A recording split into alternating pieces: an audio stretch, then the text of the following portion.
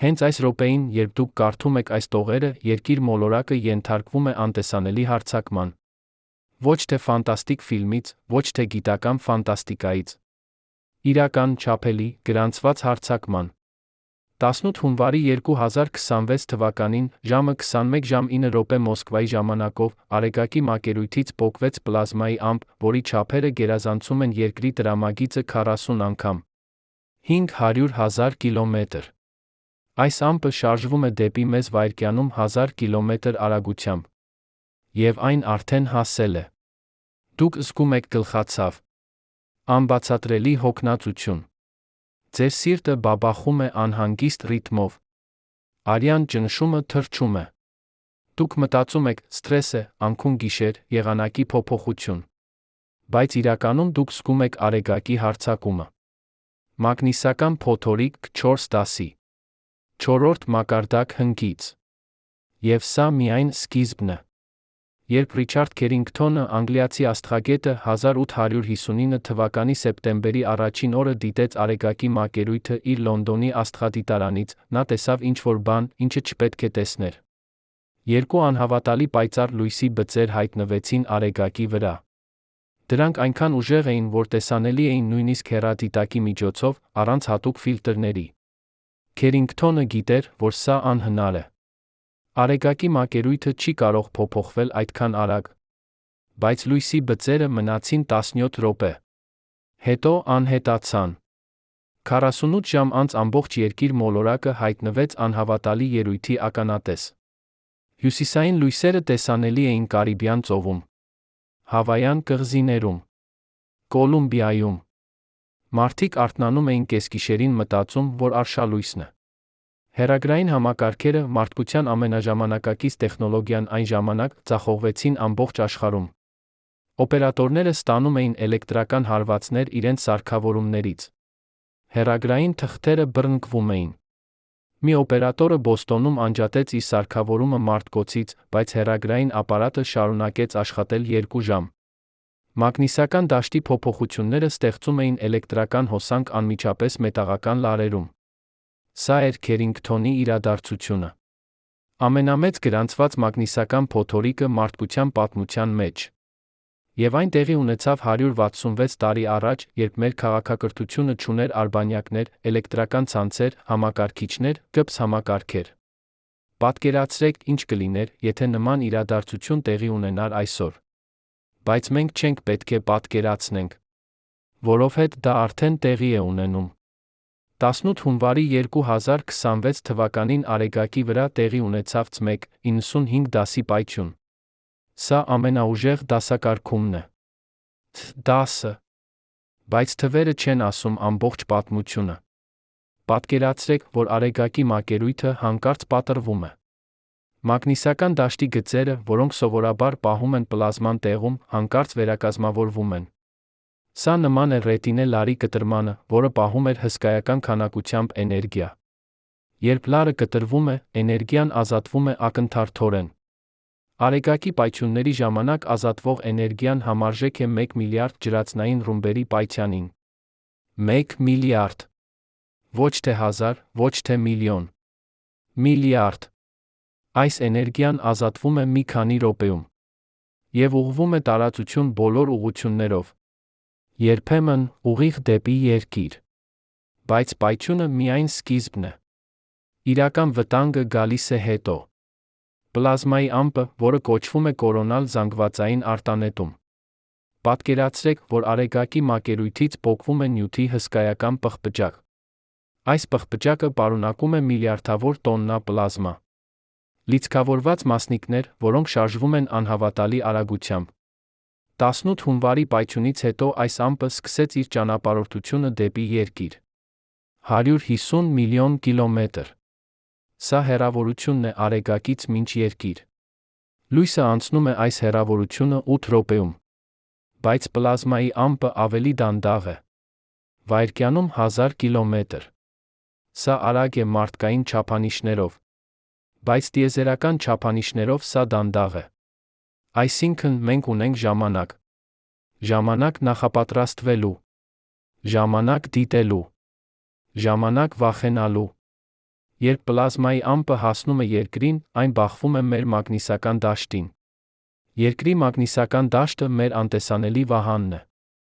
Այն ստեղծվում է մեր մոլորակի կորիզում, որտեղ հեղուկ երկաթը շարժվում է, ստեղծում է էլեկտրական հոսանքներ։ Այս հոսանքները ստեղծում են մագնիսական դաշտ, որը տարածվում է տասնյակ հազարավոր կիլոմետր տիեզերք։ Սովորաբար այս դաշտը պաշտպանում է մեզ Արեգակի մասնիկներից։ Բայց երբ պլազմայի հսկայական ամպը հարվածում է այս դաշտին, տեղի է ունենում ինչ-որ բան անհավատալի։ Մագնիսական դաշտը սեղմվում է, դեֆորմացվում է։ Դաշտի գծերը, որոնք սովորաբար հարթ են կանոնավոր, հանկարծ սկսում են թրթռալ, փոփոխվել։ Պատկերացրեք ջրի մակերույթը, երբ նրա վրա ընկնում է հսկայական քար։ Ալիքները տարածվում են բոլոր ուղղություններով։ Նույն բանը տեղի է ունենում մագնիսական դաշտի հետ։ Այս ալիքները կոչվում են մագնիսական փոթորիկներ։ Եվ այս փոթորիկները ազդում են ամեն ինչի վրա։ Քվեբեկում, Կանադայում 1989 թվականի մարտի 13-ին 6 միլիոն մարդ արթնացավ առանց էլեկտրականության։ Ամբողջ նահանգը մութ էր։ Պատճառը՝ մագնիսական փոթորիկ։ Փոթորիկը ստեղծեց էլեկտրական հոսանքներ երկար էլեկտրական լարերում։ Այս հոսանքները գերբեռնեցին տրանսֆորմատորները։ Տրանսֆորմատորները այրվեցին։ Ամբողջ էլեկտրական ցանցը փլուզվեց 9 վայրկյանում։ 9 վայրկյան։ 6 միլիոն մարդ։ Մութ։ Բայց Քվեբեկը փոքր օրինակ էր։ Երբ գիտնականները վերլուծեցին Քերինգթոնի իրադարձությունը, նրանք հասկացան, որ եթե նման փոթորիկ տեղի ունենար այսօր, վնասը կազդեր $2 տրիլիոն։ 2 տրիլիոն։ Սա ավելի է, քան ցանկացած բնական աղետի արժեքը պատմության մեջ։ Արբանյակները կդադարեին աշխատել։ ԿՊՍ համակարգերը կձախողվեին։ Ինտերնետը կընդհատվեր։ Էլեկտրական ցանցերը կփլուզվեին։ Եվ վերականգնումը կտեր տարիներ։ Բայց ինչու՞։ Սա տեղի ունենում հենց հիմա։ Ինչու՞։ 18 հունվարի 2026 թվականին։ Պատասխանը կայանում է Արեգակի ցիկլում։ Արեգակը ապրում է 11 տարվա ցիկլերով։ Յուրաքանչյուր 11 տարին մեկ Արեգակի ակտիվությունը հասնում է իր մաքսիմումին։ Արեգակի բծերը, մագնիսական դաշտի խախտումները, բազմանում են։ Պայթյունները դառնում են ավելի հաճախակի, ավելի ուժեղ։ Եվ հենց հիմա, 2026 թվականին, Արեգակը գտնվում է իր ցիկլի մաքսիմումում։ Սա նշանակում է, որ 18 հունվարի պայթյունը միայն սկիզբն է։ Գիտնականները կանխատեսում են, որ հաջորդ ամիսներին, մինչ 2027 թվականի սկիզբը, Արեգակի ակտիվությունը կմնա բարձր։ Ավելի շատ պայթյուններ։ Ավելի շատ մագնիսական փոթորիկներ։ Ավելի շատ վտանգ։ Եվ մենք չենք կարող անել ոչինչ դրա դեմ։ Կամ կարող ենք։ Երբ Ջոն Էդդին, ամերիկացի աստղաֆիզիկոսը, 1925 թվականին առաջին անգամ հաշվարկեց Արեգակի ներքին կառուցվածքը, նա հասկացավ ինչ-որ բան անհավատալի։ Արեգակի կորիզում, որտեղ ջերմաստիճանը հասնում է 15 միլիոն աստիճանի, տեղի է ունենում միջուկային ֆուզիա։ Ջրածնի ատոմները միախառնվում են, դառնում հելիում։ Այս պրոցեսը ազատում է անհավատալի քանակությամբ էներգիա։ Յուրաքանչյուր վայրկյան Արեգակը վերածում է 4 միլիոն տոննա զանգվածը էներգիայի։ 4 միլիոն տոննա։ Յուրաքանչյուր վայրկյան։ Այս էներգիան տարածվում է դեպի մակերույթ։ Բայց ճանապարհը երկար է։ Ֆոտոնը, լույսի մասնիկը, որը ստեղծվում է կորիզում, պետք է անցնի 700,000 կիլոմետր մինչ հասնի մակերույթ։ Եվ այս ճանապարհորդությունը տում է ոչ թե վայրկյաններ, այլ հազարավոր տարիներ։ Ֆոտոնը բախվում է ատոմներին, ներծծվում է, կրկին արտանետվում է, փոխում ուղղությունը, բախվում նորից։ Միլիարդավոր բախումներ։ Եվ միայն հետո, երբ այն վերջապես հասնում է մակերույթ, այն ազատվում է տիեզերք։ Բայց մակերույթը հանգիստ տեղ չէ։ Արեգակի մակերույթը ծովացող պլազմայի օվկիանոս է։ Ջերմաստիճանը 5500 աստիճան։ Մագնիսական դաշտերը հազարավոր անգամ ավելի ուժեղ են, քան Երկրի վրա։ Եվ այս դաշտերը անընդհատ փոխվում են։ Պատկերացրեք, որ դուք նայում եք Արեգակի մակերույթին բարձր լուծաչափությամբ։ Դուք կտեսնեք գրանուլներ։ Փոքր բջիջներ, յուրաքանչյուրը մոտավորապես 1000 կիլոմետր տրամագծով։ Այս գրանուլները պլազմայի կոնվեկտիվ բջիջներ են։ Տաք պլազման բարձրանում է կենտրոնից, սառչում է մակերույթին, հետո իջնում է ներք։ Յուրաքանչյուր գրանուլ ապրում է մոտավորապես 8 րոպե։ Հետո այն փոխարինվում է նորով։ Ամբողջ արեգակի մակերույթը անընդհատ եռում է այս շարժումից։ Բայց երբեմն տեղի է ունենում ինչ-որ բան տարբեր։ Մագնիսական դաշտի գծերը, որոնք սովորաբար թաքնված են արեգակի ներսում, հանկարծ դուրս են գալիս մակերույթ։ Նրանք ստեղծում են օղակներ, աղեղներ, բարդ կառուցվածքներ։ Եվ որտեղ այս մագնիսական գծերը դուրս են գալիս մակերույթ, այնտեղ հայտնվում են արեգակի բծեր։ Արեգակի բծերը մութ տարածքներ են մակերույթին։ Դրանք մութ են, որովհետև դրանք ավելի սառն են, քան շրջակա տարածքները։ Մոտավորապես 4000 աստիճան փոխարեն 5500։ Բայց սառը հարաբերական հասկացությունը։ 4000 աստիճանը դեռ բավականաչափ տաք է, որպեսզի հալեցնի ցանկացած նյութ երկրի վրա։ Բայց ինչու՞։ Են բծերը ավելի սառը։ Պատասխանը՝ մագնիսական դաշտը։ Ուժեղ մագնիսական դաշտը խանգարում է պլազմայի կոնվեկտիվ շարժմանը։ Տաք պլազման չի կարող բարձրանալ այնքան արդյունավետ։ Հետաբար այդ տարածքները մնում են ավելի սառը և ավելի մութ։ Բայց բծերը միայն ախտանիշներ են։ Իրական խնդիրը մագնիսական դաշտի էներգիան է, որը կուտակվում է այս տարածքներում։ Պատկերացրեք, որ դուք ոլորում եք ռետինե լարը։ Որքան ավելի շատ եք ոլորում, այնքան ավելի շատ էներգիա է կուտակվում։ Վերջապես լարը չի կարող պահել, էներգիան պատռվում է։ Նույն բանը տեղի է ունենում արեգակի մագնիսական դաշտի հետ։ Մագնիսական գծերը ոլորվում են, խճճվում են, կուտակում էներգիա։ Եվ հետո հանկարծ նրանք վերակազմավորվում են։ Սա է պայթյունը։ 18 հունվարի պայթյունը տեղի ունեցավ հենց այսպես։ Մագնիսական դաշտի գծերը, որոնք կուտակել էին էներգիա օրերի կամ շաբաթների ընթացքում, հանկարծ վերակազմավորվեցին։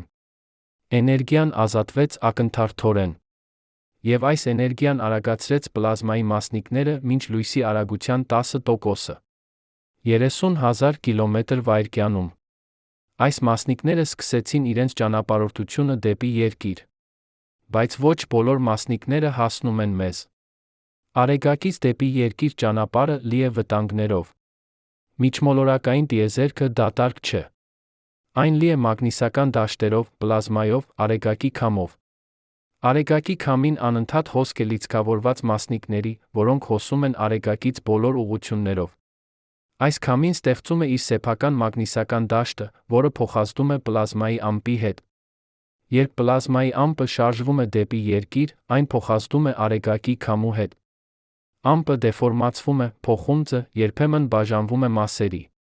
Մագնիսական դաշտերը ներսում ամպի անընդհատ փոխվում են։ Եվ երբ ամպը վերջապես հասնում է երկրին, դրա կառուցվածքը կարող է լինել շատ տարբեր նրանից, ինչ այն էր արեգակի մոտ։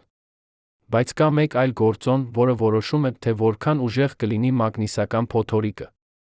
Սա մագնիսական դաշտի կողմնորոշումն է։ Երկրի մագնիսական դաշտը ուղղված է հյուսիսից դեպի հարավ։ Եթե պլազմայի ամպի մագնիսական դաշտը ուղղված է հարավից դեպի հյուսիս, այսինքն հակառակ ուղղությամբ, ապա երկու դաշտերը կարող են միանալ։ Սա կոչվում է մագնիսական վերամիացում։ Եվ երբ սա տեղի է ունենում, արեգակի մասնիկները կարող են ներթափանցել երկրի մագնիսական վահանը։ Հենց սա է տեղի ունեցել 18 հունվարի պայթյունից հետո։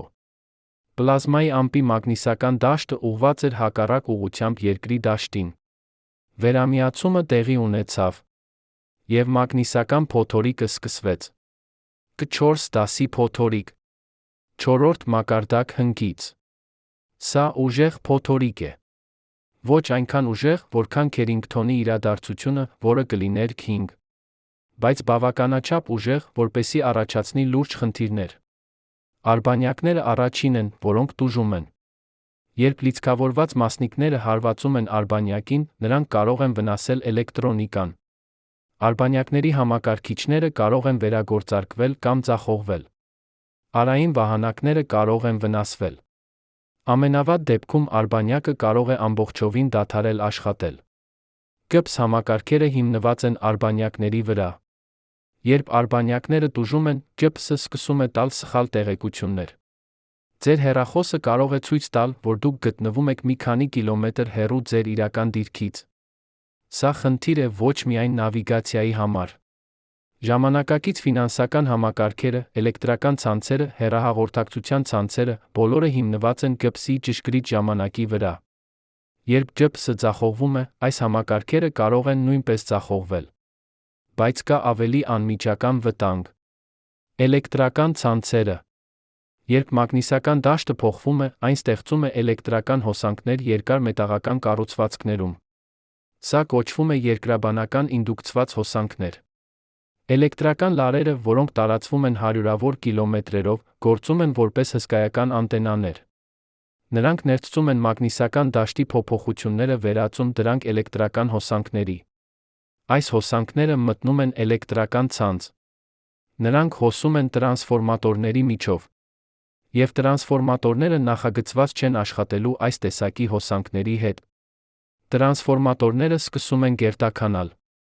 Մեկուսացումը հալվում է։ Տրանսֆորմատորը կարող է այրվել։ Եվ երբ տրանսֆորմատորը այրվում է, ամբողջ տարածքը կորցնում է էլեկտրականությունը։ Քվեբեկում 1989 թվականին 6 միլիոն մարդ մնաց առանց էլեկտրականության 9 ժամով։ Բայց եթե տրանսֆորմատորները լիովին ոչնչացվեն, վերականգնումը կարող է տել ամիսներ կամ նույնիսկ տարիներ։ Որովհետև մեծ տրանսֆորմատորները չեն արտադրվում զանգվածաբար։ Դրանք պատվերով են պատրաստվում, յուրաքանչյուրը եզակի է, դրանց արտադրությունը տում է ամիսներ։ Պատկերացրեք, որ ամբողջ քաղաքը, ամբողջ նահանգը կամ նույնիսկ ամբողջ երկիրը մնում է առանց էլեկտրականության ամիսներով։ Ոչ լույս, ոչ ջեռուցում, ոչ սառնարան, ոչ ինտերնետ, ոչ բանկոմատներ, ոչ բենզալցակայաններ։ Ժամանակակից քաղաքակրթությունը կանգ կառներ։ Բայց կա նա մարդկային գործոնը։ Մագնիսական փոթորիկները ազդում են մարդկանց առողջության վրա։ Սա ապացուցված է բազմաթիվ ուսումնասիրություններով։ Երբ մագնիսական դաշտը փոխվում է, մարդկանց օրգանիզմները արձագանքում են։ Գլխացավ։ Սա ամենահաճախ ախտանիշն է։ Մարդիկ զեկուցում են ուժեղ, թրթռացող գլխացավի մասին փոթորիկների ժամանակ։ Պատճառը՝ արյան ճնշման փոփոխությունները։ Մագնիսական դաշտը ազդում է արյան հոսքի վրա, որովհետև արյունը պարունակում է երկաթ։ Երբ դաշտը փոխվում է, արյան հոսքը նույնպես փոխվում է։ Սա կարող է առաջացնել ճնշման տատանումներ, որոնք հանգեցնում են գլխացավի։ Հոգնածություն։ Մարդիկ զգում են անբացատրելի հոգնածություն փոթորիկների ժամանակ։ Նրանք չեն կարող կենտրոնանալ, չեն կարող մտածել պարզ։ Սա կապված է նյարդային համակարգի հետ։ Մագնիսական դաշտը ազդում է նեյրոնների էլեկտրական ակտիվության վրա։ Մեր ուղեղը աշխատում է էլեկտրական ազդանշանների միջոցով։ Երբ արտաքին մագնիսական դաշտը փոխվում է, այն կարող է խանգարել այս ազդանշանները։ Սրտի խնդիրներ։ Մարդիկ, ովքեր ունեն սրտանոթային հիվանդություններ, հատկապես զգայուն են մագնիսական փոթորիկների նկատմամբ։ Հիվանդանոցները զեկուցում են սրտի կաթվածների սրտի հարձակումների աճի մասին փոթորիկների ժամանակ։ Սրտի ռիթմը կարող է խանգարվել։ Արյան ճնշումը կարող է հանկարծ բարձրանալ կամ իջնել։ Եվ հենց հիմա, երբ դուք կարդում եք այս տողերը, 4 դասի մագնիսական փոթորիկը շարունակվում է։ Դուք կարող եք զգալ դրա ազդեցությունը։ Գլխացավը, որը չի անցնում դեղերից։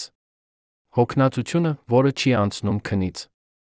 Անհանգստությունը, որը չունի պատճառ։ Բայց ինչու՞։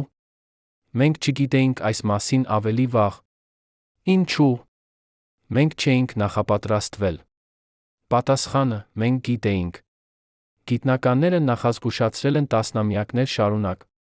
2012 թվականին, երբ Արեգակը վերջին անգամ էր իր ցիկլի մաքսիմումում, NESN հրապարակեց զեկույց, որը նախազգուշացնում էր ծայրահեղ մագնիսական փոթորիկների վտանգի մասին։ Զեկույցը գնահատեց, որ Քերինգթոնի իրադարձության նման փոթորիկը կարող է առաջացնել $2 տրիլիոն վնաս թողնել տասնյակ միլիոններ մարդկանց առանց էլեկտրականության տարիներով։ Բայց ոչինչ չարվեց։ Կառավարությունները չներդրեցին էլեկտրական ցանցերի պաշտպանության մեջ։ Արբանյակների օպերատորները չբարելավեցին իրենց համակարգերի դիմացկունությունը։ Մենք շարունակեցինք ապրել այնպես, կարծես Արեգակը միշտ կլինի հանգիստ։ Եվ հիմա մենք վճարում ենք գինը։ 18 հունվարի պայթյունը միայն սկիզբն է։ Արեգակը գտնվում է իր ցիկլի մաքսիմումում։ Սա նշանակում է, որ հաջորդ ամիսներին մենք կարող ենք սպասել ավելի շատ պայթյունների։ Ավելի շատ պլազմայի ամպերի,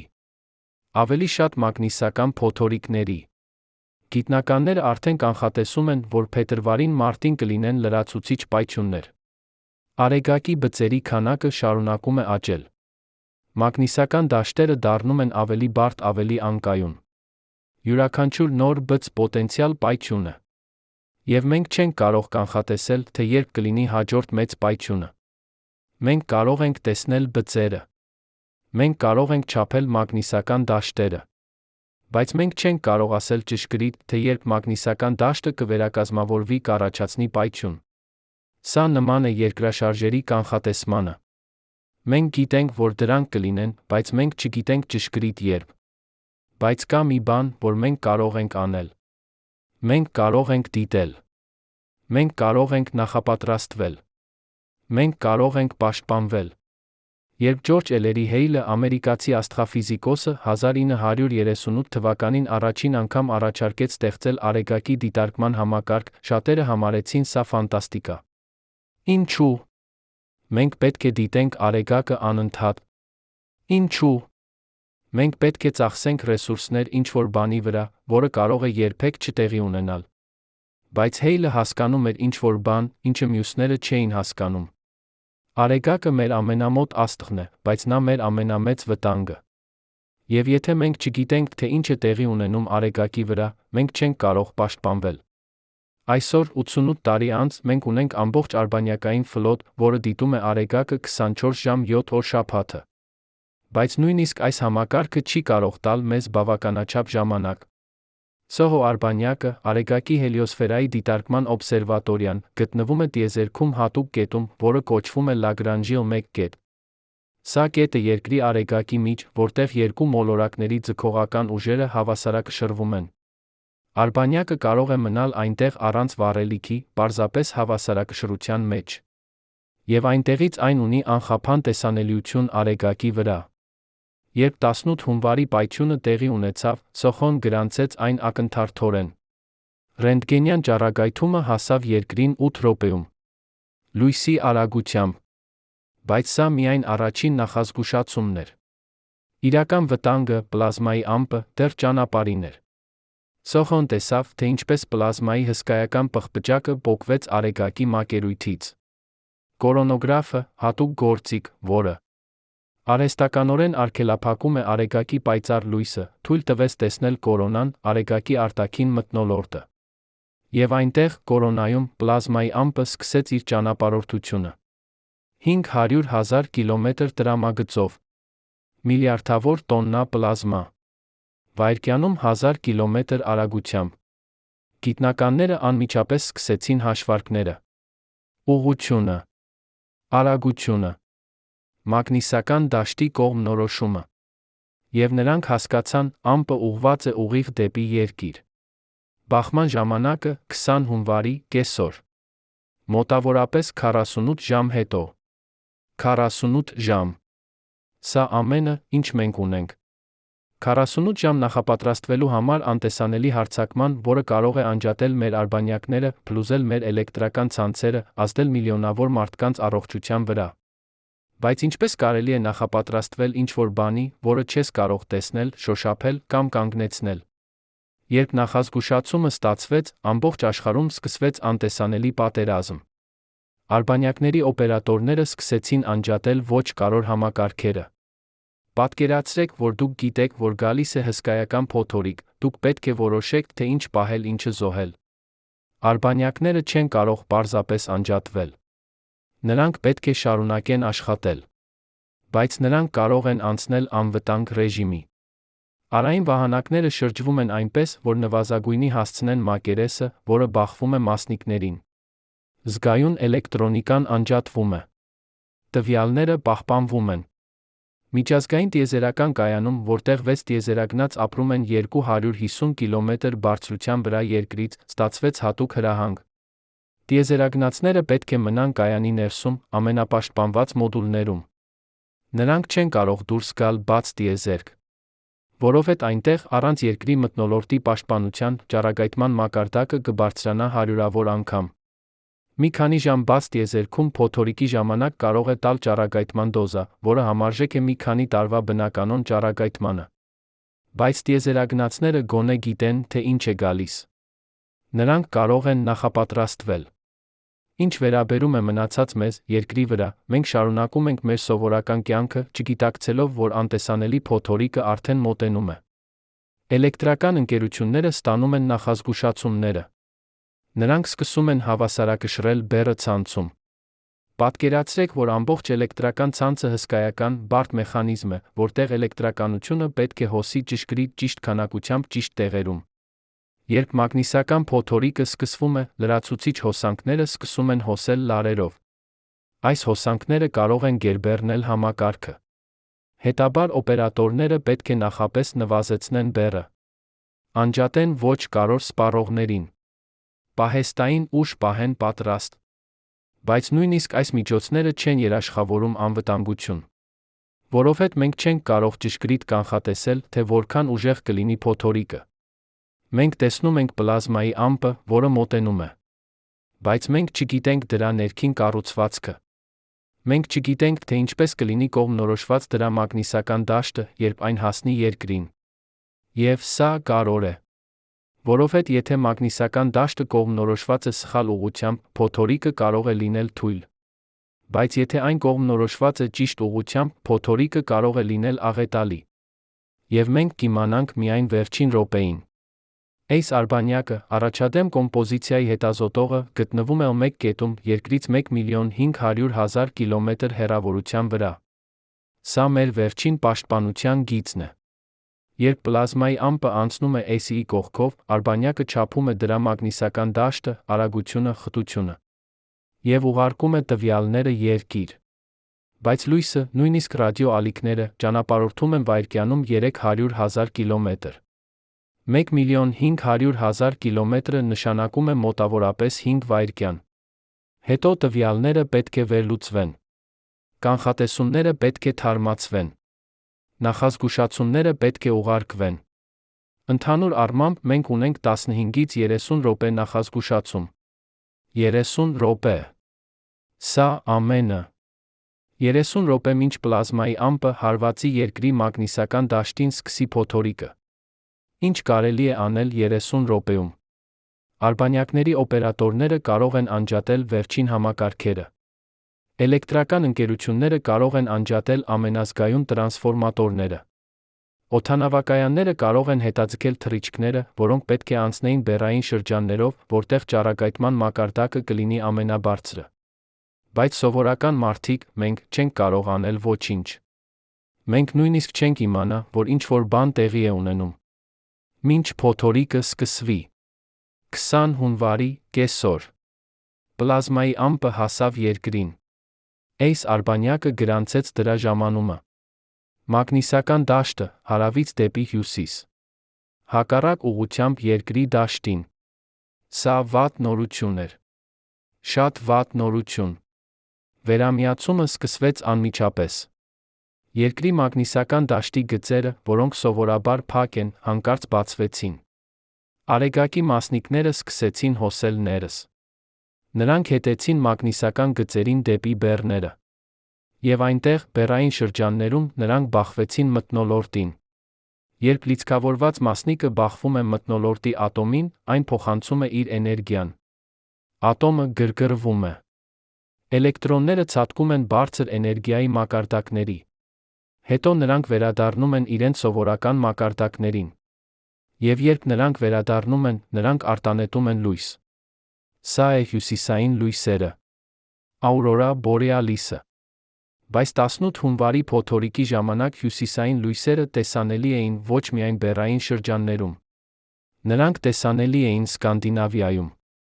Կանադայում, հյուսիսային Ռուսաստանում։ Նույնիսկ Շոտլանդիայում Ալյասկայի հարավում մարդիկ տեսան կանաչ-կարմիր լույսերը երկնքում։ Սա նշանակում էր, որ մասնիկները ներթափանցում էին շատ ավելի խորը մթնոլորտ, քան սովորաբար։ Փոթորիկը ուժեղ էր։ Շատ ուժեղ։ Բայց գեղեցիկ լույսերը երկնքում միայն կողմնակի էֆեկտ էին։ Իրական ազդեցությունը տեղի էր ունենում անտեսանելի։ Տիեզերքում 250 կիլոմետրից վեր արբանյակները սկսեցին զգալ փոթորիկը։ Ճառագայթման մակարդակը բարձրացավ 100 անգամ։ Լիցքավորված մասնիկները հարվածում էին արբանյակների մակերեսին։ Էլեկտրոնիկան սկսեց ձախողվել։ Մի քանի արբանյակ անցավ անվտանգ ռեժիմի։ Մի քանիսը կորցրին կապը երկրի հետ ժամանակավորապես։ GPS համակարգը սկսեց տալ սխալ տեղեկություններ։ Սխալները հասան 10 մետրից մինչ 100 մետր։ Երկրի վրա մարդիկ սկսեցին նկատել տարօրինակ բաներ։ Նավիգացիոն ծրագրերը ցույց էին տալիս սխալ դիրքեր։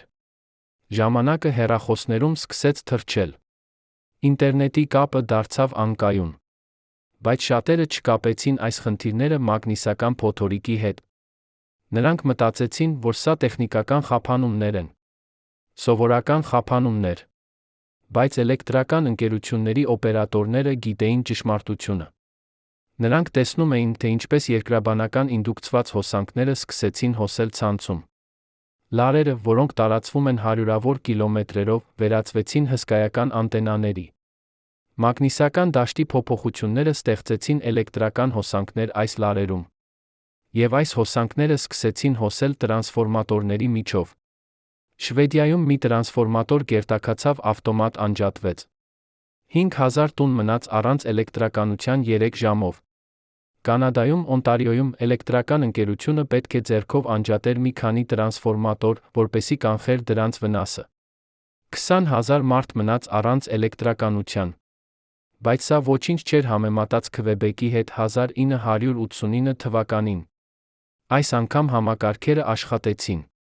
Նախազգուշացումները ժամանակին ստացվեցին։ Օպերատորները հասցրին արձագանքել։ Մեծ աղետը կանխվեց։ Բայց սա չի նշանակում, որ մենք անվտանգ ենք։ Որովհետև 18 հունվարի փոթորիկը 4 դասի էր։ 4-րդ մակարդակ հնգից։ Ուժեղ, բայց ոչ ամենաուժեղը։ Ինչ կլիներ, եթե փոթորիկը լիներ 5 դասի։ Ինչ կլիներ, եթե այն լիներ նման Քերինգթոնի իրադարձությանը։ 2012 թվականի հուլիսի 23-ին տեղի ունեցավ ինչ-որ բան, որը կարող էր փոխել ամեն ինչ։ Արեգակի վրա տեղի ունեցավ հսկայական պայթյուն։ Ց-դասի պայթյուն, նման 18 հունվարի պայթյանը։ Պլազմայի ամպը պոկվեց մակերույթից, սկսեց շարժվել տիեզերք։ Բայց այս անգամ ամպը շարժվեց ոչ թե դեպի երկիր, այլ ուղղությամբ։ Այն անցավ երկրի ուղեծրից միայն 1 շաբաթ առաջ։ Եթե պայթյունը տեղի ունենար 1 շաբաթ ավելի վաղ, ամպը կհարվածեր երկրին։ Եվ ըստ գիտնականների հաշվարկների, այդ փոթորիկը կլիներ նման Քերինգթոնի իրադարձությանը։ Կամ նույնիսկ ավելի ուժեղ։ Պատկերացրեք, թե ինչ կլիներ։ Արբանյակների մեծ մասը կդադարեր աշխատել։ GPS համակարգը կփլուզվեր ամբողջովին։ Ինտերնետը կընդհատվեր մայրցամաքների միջ, որովհետև օվկիանոսների տակ անցնող մալուխները հիմնված են ճշգրիտ ժամանակի սինխրոնիզացիայի վրա, որը գալիս է GPS-ից։ Էլեկտրական ցանցերը կփլուզվեին մայրցամաքների մասշտաբով։ Տրանսֆորմատորները կայրվեին հազարավորներով։ Եվ որովհետև մեծ տրանսֆորմատորները պատրաստվում են ամիսներով, վերականգնումը կտեր տարիներ։ Տարիներ առանց էլեկտրականության։ Տարիներ առանց ինտերնետի։ Տարիներ առանց GPS-ի։ Ժամանակակից քաղաքակրթությունը կվերադառնար 19-րդ դար։ Բայց մենք բախտավոր էինք։ 2012 թվականին ամպը բաց թողեց մեզ։ 18 հունվարի 2026 թվականին փոթորիկը ուժեղ էր, բայց ոչ աղետալի։ Մենք շարունակում ենք լինել բախտավոր։ Բայց բախտը չի կարող տել հավերժ։ Դենիել Բեյքերը, Կոլորադոյի համալսարանի աստղաֆիզիկոսը, հաշվարկել է, որ Քերինգթոնի իրադարձության նման փոթորիկի հավանականությունը 12% յուրաքանչյուր տասնամյակում։ 12%։ Սա նշանակում է, որ հաջորդ 10 տարիների ընթացքում մենք ունենք 1/10-ից հավանականություն բախվելու այդպիսի իրադարձության։ Եվ եթե մենք նայենք ավելի երկար ժամանակահատվածի, հավանականությունը միայն աճում է։ Հաջորդ 50 տարիների ընթացքում հավանականությունը գրեթե 50% է։ Սա նշանակում է, որ ավելի հավանական է, որ այդպիսի փոթորիկ կլինի, քան թե չլինի։ Եվ մենք չենք պատրաստ։ 2019 թվականին Ամերիկայի Միացյալ Նահանգների Կոնգրեսը հրապարակեց զեկույց տիեզերական եղանակի վտանգների մասին։ Զեկույցը նախազգուշացրեց, որ ծայրահեղ մագնիսական փոթորիկը կարող է լինել կատաստրոֆիկ երկարատ։ Զեկույցը առաջարկեց մի շարք միջոցներ՝ էլեկտրական ցանցերի պաշտպանություն, արբանյակների դիմացկունության բարելավում, ավելի լավ կանխատեսման համակարգեր։ Բայց 5 տարի անց, 2024 թվականին, այս միջոցների մեծ մասը դեռ չի իրականացվել։ Էլեկտրական ընկերությունները ասում են, որ պաշտպանությունը շատ թանկ է։ Արբանյակների օպերատորները ասում են, որ դիմացկուն արբանյակները շատ ծանր են, շատ բարդ։ Կառավարությունները ասում են, որ այլ առաջնահերթություններ կան։ Եվ մինչ մենք վիճում ենք հետաձգում, Արեգակը շարունակում է իր ցիկլը։ Բծերը բազմանում են։ Մագնիսական դաշտերը բարդանում են։ Պայթյունները դառնում են ավելի հաճախակի։ Բայց կա լույսի ճառագայթ։ Գիտնականները աշխատում են նոր տեխնոլոգիաների վրա, որոնք կարող են օգնել մեզ ավելի լավ կանխատեսել, պաշտպանվել։ Parker Solar Probe արբանյակը, որը թռչում է ավելի մոտ Արեգակին, քան ցանկացած այլ մարդկային ստեղծած օբյեկտ, հավաքում է տվյալներ Արեգակի կորոնայից։ Այն թռչում է Արեգակի մակերույթից ընդամենը 6 միլիոն կիլոմետր հեռավորության վրա։ Այնտեղ, որտեղ ջերմաստիճանը հասնում է 1.4 միլիոն աստիճանի։ Արբանյակի ջերմային վահանակը պաշտպանում է գործիքները, բայց նույնիսկ այնտեղ ջերմաստիճանը հասնում է 1400 աստիճանի։ Parker Solar Probe-ը ուսումնասիրում է, թե ինչպես է Արեգակի քամին արագանում։ Ինչպես են մագնիսական դաշտերը վերակազմավորվում։ Ինչպես են պայթյունները սկսվում։ Այս տվյալները կօգնեն մեզ ավելի լավ հասկանալ Արեգակի վարքագիծը։ Եվ եթե մենք ավելի լավ հասկանանք, մենք ավելի լավ կկարողանանք կանխատեսել։ Solar Orbiter-ը, եվրոպական տիեզերական գործակալության արբանյակը, դիտում է Արեգակը տարբեր անկյունից։ Այն թռչում է Երկրի ուղեծրից դուրս, բարձրանում է Արեգակի բեռների վեր։ Այնտեղից այն կարող է տեսնել Արեգակի բեռները, տարածքները, որոնք երբեք տեսանելի չեն Երկրից։ Եվ հենց բեռային շրջաններում սկսվում են ամենամեծ մագնիսական խանգարումները։ Բայց նույնիսկ այս զարմանալի արբանյակները չեն կարող տալ մեզ ամբողջ պատկերը։ Արեգակը շատ բարդ է։ Շատ դինամիկ է։ Շատ անկանխատեսելի է։ Մենք կարող ենք տեսնել բծերը։ Մենք կարող ենք չափել մագնիսական դաշտերը։ Բայց մենք չենք կարող ասել ճշգրիտ, թե երբ կլինի հաջորդ մեծ պայթյունը։ Սա նման է եղանակի կանխատեսմանը։ Մենք կարող ենք ասել, որ փոթորիկ է գալիս։ Մենք կարող ենք ասել, որ այն կլինի ուժեղ։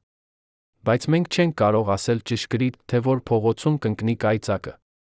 Նույն բանը Արեգակի հետ։ Մենք կարող ենք ասել, որ ակտիվությունը բարձր է։ Մենք կարող ենք ասել, որ պայթյունների հավանականությունը մեծ է։ Բայց մենք չենք կարող ասել ճշգրիտ, թե երբ որտեղ կլինի հաջորդ պայթյունը։ Եվ սա խնդիր է։ Որովհետև մարդիկ չեն սիրում անորոշությունը։ Կառավարությունները չեն ուզում ծախսել միլիարդներ ինչ-որ բանի վրա, որը կարող է երբեք չտեղի ունենալ։ Ընկերությունները չեն ուզում ներդնել պաշտպանության մեջ, եթե նրանք չեն համոզված, որ վտանգը իրական է։ Բայց վտանգը իրական է։ Շատ իրական։ 18 հունվարի 2026 թվականին մենք տեսանք դրա փոքր նմուշը։ C1 95 դասի պայթյուն։ K4 դասի մագնիսական փոթորիկ։ Արբանյակների խափանումներ։ Էլեկտրական ցանցերի խնդիրներ։ Առողջական ազդեցություններ։ Բայց սա միայն նախազգուշացում էր։ Հիշեցում, որ Արեգակը կենդանի է։ Որ այն անընդհատ փոխվում է։ Որ այն կարող է հարձակվել ցանկացած պահի։ Եվ հաջորդ հարձակումը կարող է լինել շատ ավելի ուժեղ։ Երբ Թամիթասկովը, Կոլորադոյի համալսարանի տիեզերական եղանակի փորձագետը, վերլուծեց 18 հունվարի պայթյունը, նա նկատեց ինչ-որ բան անհանգստացնող։ Պայթյունը եկավ Արեգակի բծից, որը դեռ աճում էր։ Բծի մագնիսական դաշտը դեռ ուժեղանում էր։ Սա նշանակում էր, որ ավելի շատ էներգիա էր կուտակվում։ Ավելի շատ պայթյուններ էին հնարավոր։ Եվ իսկապես, 3 օր անց, 21 հունվարի, նույն բծից եկավ մեկ այլ պայթյուն։ Այս անգամ C2, 1 դասի։ Ավելի ուժեղ, քան առաջինը։ Բայց բախտաբար այս պայթյունը ուղղված էր այլ ուղղությամբ։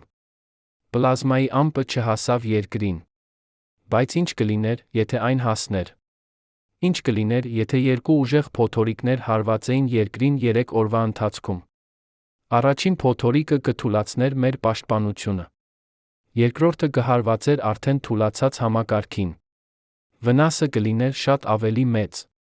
Սա կոչվում է կոմպլեքս փոթորիկ։ Երբ մի քանի պայթյուններ տեղի են ունենում կարճ ժամանակահատվածում, դրանց ազդեցությունները գումարվում են։ Սա ամենավտանգավոր սցենարն է։ Եվ հենց հիմա, երբ Արեգակը գտնվում է իր ցիկլի մաքսիմումում, այս սցենարի հավանականությունը ամենաբարձրն է։ Բայց մենք չենք կարող պարզապես սպասել վախենալ։ Մենք պետք է գործենք։ Առաջին քայլը՝ ավելի լավ կանխատեսում։ Մենք պետք է ներդնենք ավելի շատ արբանյակներ, որոնք կդիտեն Արեգակը տարբեր անկյուններից։ Մենք պետք է զարգացնենք ավելի լավ մոդելներ, որոնք կկանխատեսեն պայթյունները։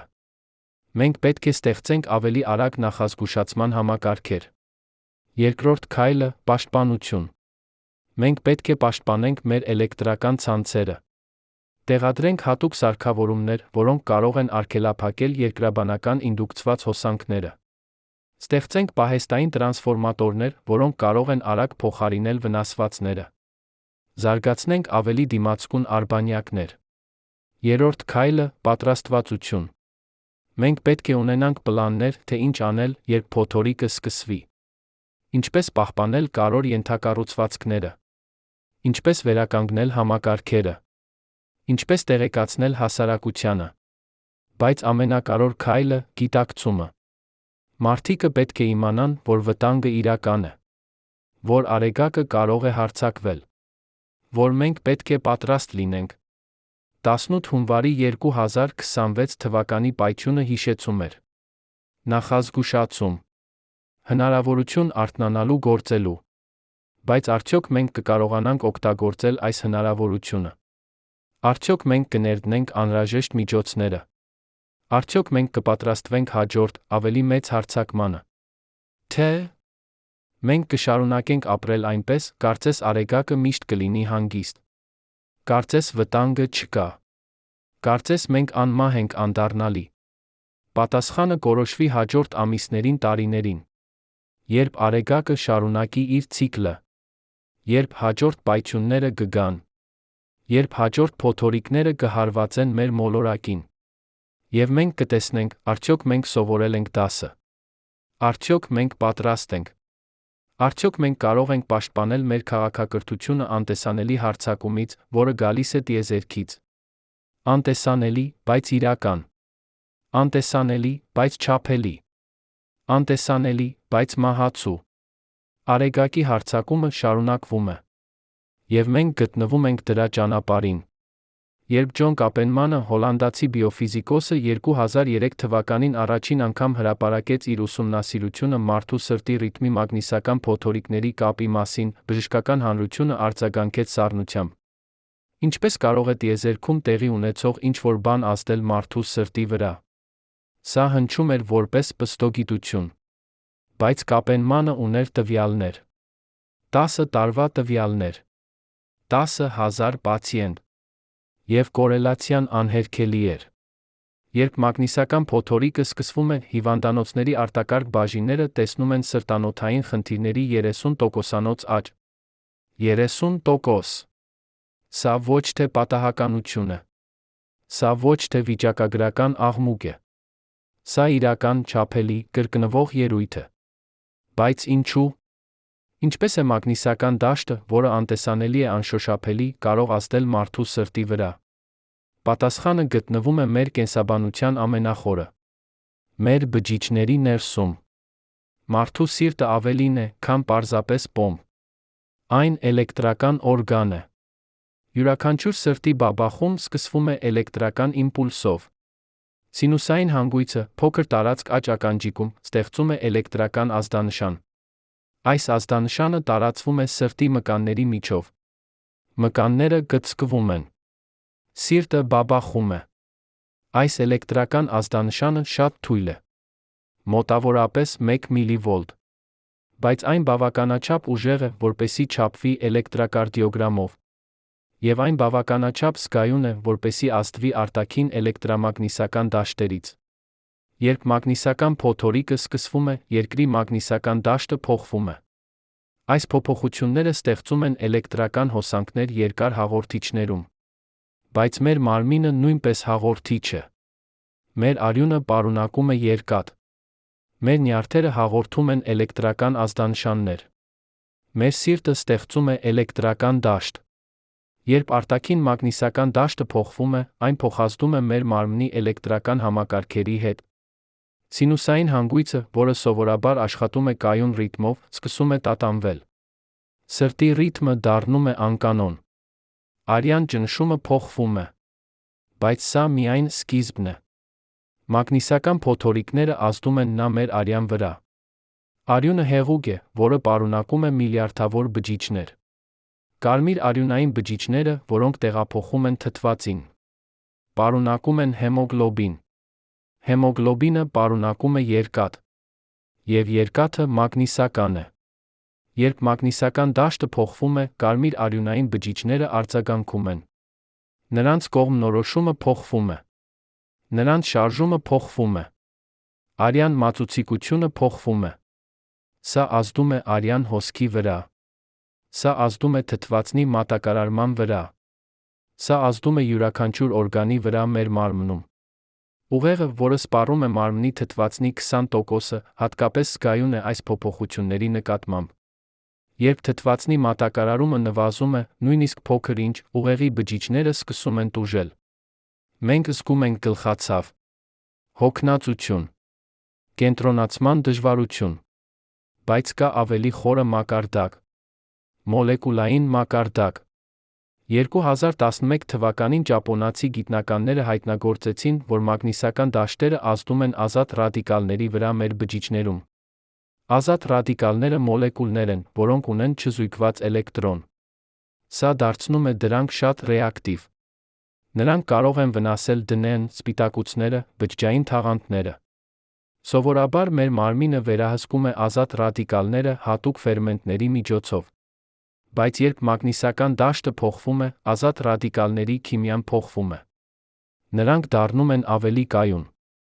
Նրանք ապրում են ավելի երկար։ Նրանք առաջացնում են ավելի շատ վնաս։ Սա կոչվում է օքսիդատիվ սթրես։ Եվ օքսիդատիվ սթրեսը կապված է գրեթե բոլոր քրոնիկ հիվանդությունների հետ։ Սրտանոթային հիվանդություններ, նեյրոդեգեներատիվ հիվանդություններ, քաղցկեղ, ծերացում։ Երբ Օլեգ Շումիլովը, ռուս բժիշկը, վերլուծեց 50 տարվա բժշկական տվյալներ Ռուսաստանից, նա գտավ անհավատալի օրինաչափություն։ Մագնիսական փոթորիկների ժամանակ ոչ միայն սրտանոթային խնդիրները աճում էին։ Նա հոգեկան խանգարումները, դեպրեսիան, անհանգստությունը, նույնիսկ ինքնասպանությունները։ Ինչու՞։ Որովհետև մեր ուղեղը աշխատում է նուրբ քիմիական հավասարակշռության վրա։ Նեյրոտրանսմիտերները, մոլեկուլները, որոնք հաղորդում են ազդանշաններ նեյրոնների մեջ, պետք է լինեն ճիշտ քանակությամբ ճիշտ տեղերում ճիշտ ժամանակին։ Երբ մագնիսական դաշտը փոխվում է, այս հավասարակշռությունը խանգարվում է։ Սերոտոնինը, երջանկության հորմոնը, նվազում է։ Կորտիզոլը, սթրեսի հորմոնը, բարձրանում է։ Մելատոնինը, քնի հորմոնը, խանգարվում է։ Մենք զգում ենք դեպրեսիա, անհանգստություն, անքնություն։ Բայց ամենաանհավատալին այն է, որ մագնիսական փոթորիկները ազդում են նաև մեր իմունային համակարգի վրա։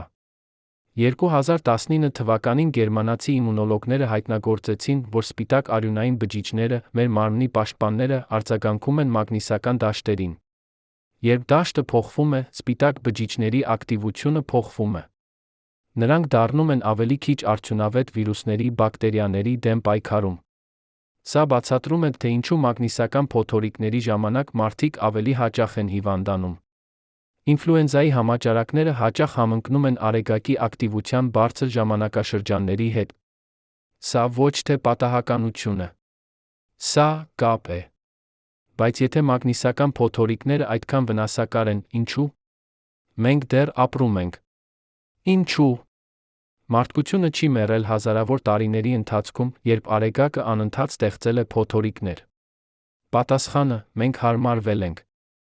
Մարդկությունը էվոլյուցիայի ընթացքում ապրել է արեգակի փոփոխական ակտիվության պայմաններում։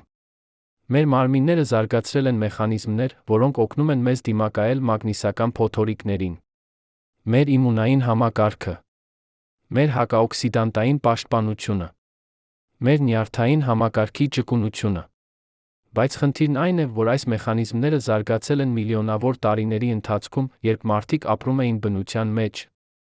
Երբ նրանք չունեին էլեկտրական սարքեր, արբանյակներ, էլեկտրական ցանցեր։ Երբ նրանք չէին կախված տեխնոլոգիայից։ Այսօր մենք ապրում ենք տարբեր աշխարհում։ Մենք շրջապատված ենք էլեկտրամագնիսական դաշտերով։ Մեր հեռախոսները, մեր համակարգիչները, մեր Wi-Fi ցանցերը։ Այս բոլոր դաշտերը փոխազդում են մեր մարմնի հետ։ Եվ երբ մագնիսական փոթորիկը գալիս է, այն ավելացնում է դրան։ Սա կոչվում է էլեկտրամագնիսական աղտոտվածություն։ Եվ մենք դեռ չգիտենք դրա երկարաժամկետ ազդեցությունները։ Բայց կան մարդիկ, ովքեր ավելի զգայուն են, քան մյուսները։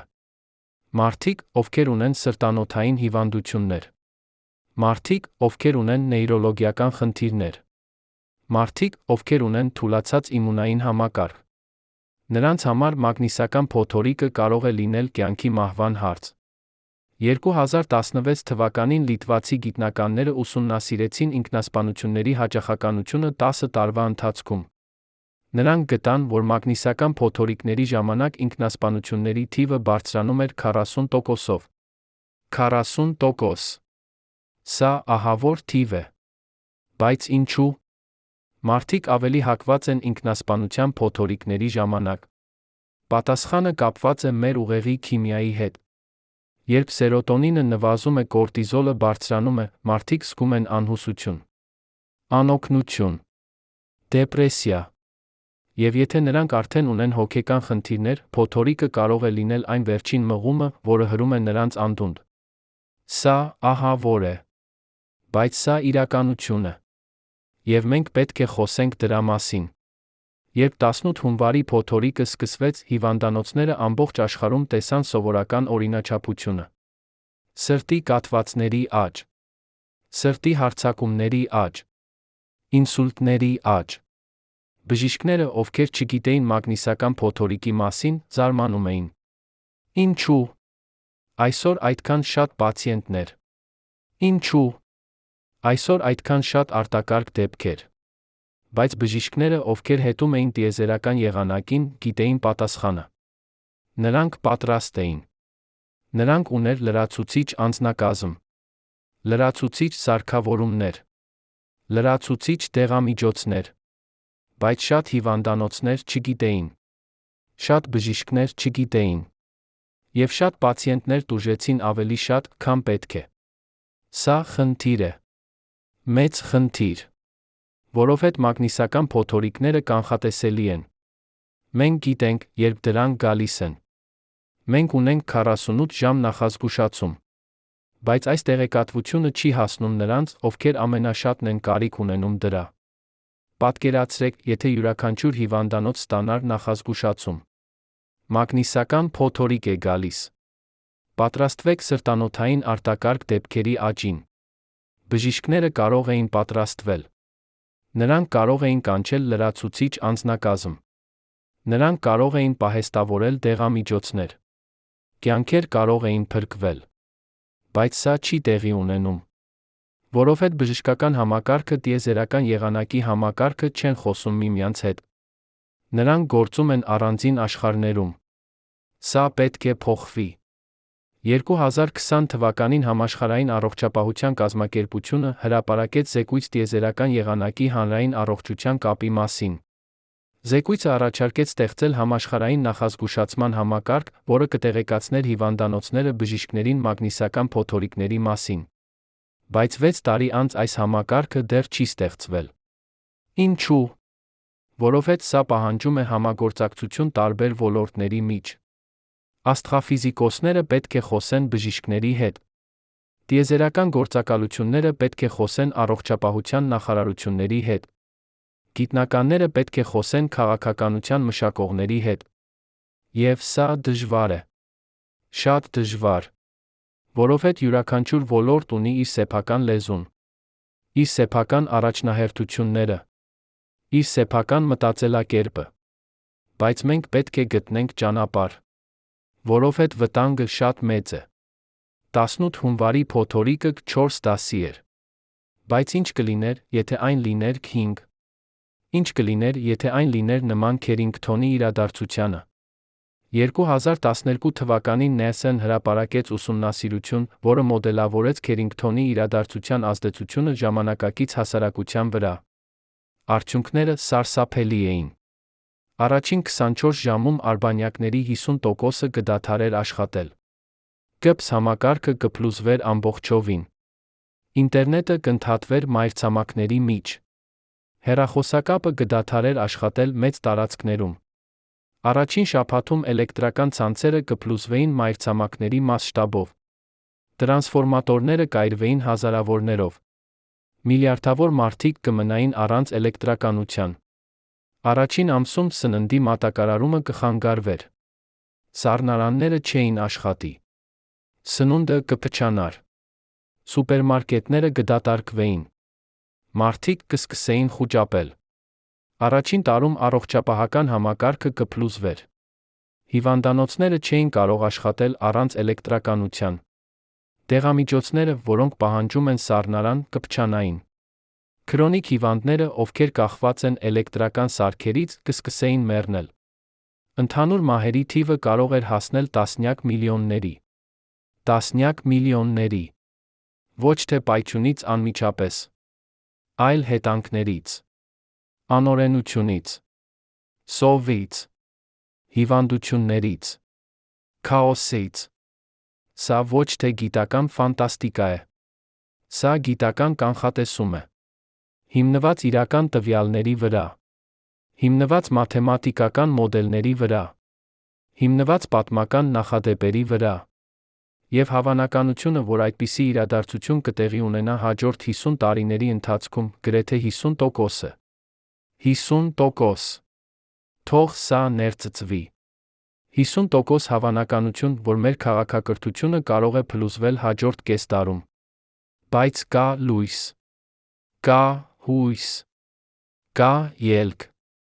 Երբ Պիտեր Ռայլին, ավստրալիացի ինժեները 2015 թվականին ստեղծեց առաջին պրոտոտիպը մագնիսական վահանի համար էլեկտրական ցանցերի պաշտպանության համար, շատերը ծիծաղեցին։ Ինչպես կարող է փոքր սարք պաշտպանել հսկայական տրանսֆորմատորը։ Բայց Ռայլին ապացուցեց, որ սա հնարավոր է։ Սարքը, որը նա ստեղծեց, կոչվում է ջեք ճնշիչ։ Երկրաբանական ինդուկցված հոսանքների ճնշիչ։ Այն տեղադրվում է էլեկտրական լարերի վրա, արգելափակում է ցածր հաճախականության հոսանքները, որոնք ստեղծվում են մագնիսական փոթորիկների ժամանակ,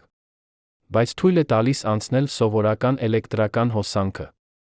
Սարքը պարզ է։ Համեմատաբար էժան է։ Եվ այն աշխատում է։ 2019 թվականին Նոր Զելանդիան դարձավ առաջին երկիրը, որը տեղադրեց ջեք ճնշիչներ իր ամբողջ էլեկտրական ցանցում։ Երբ 2021 թվականի մարտին ուժեղ մագնիսական փոթորիկ հարվածեց, Նոր Զելանդիայի ցանցը մնաց կայուն։ Մինչդեռ հարան երկրները տեսան խափանումներ։ Սա ապացույց է։ Ապացույց, որ մենք կարող ենք պաշտպանվել։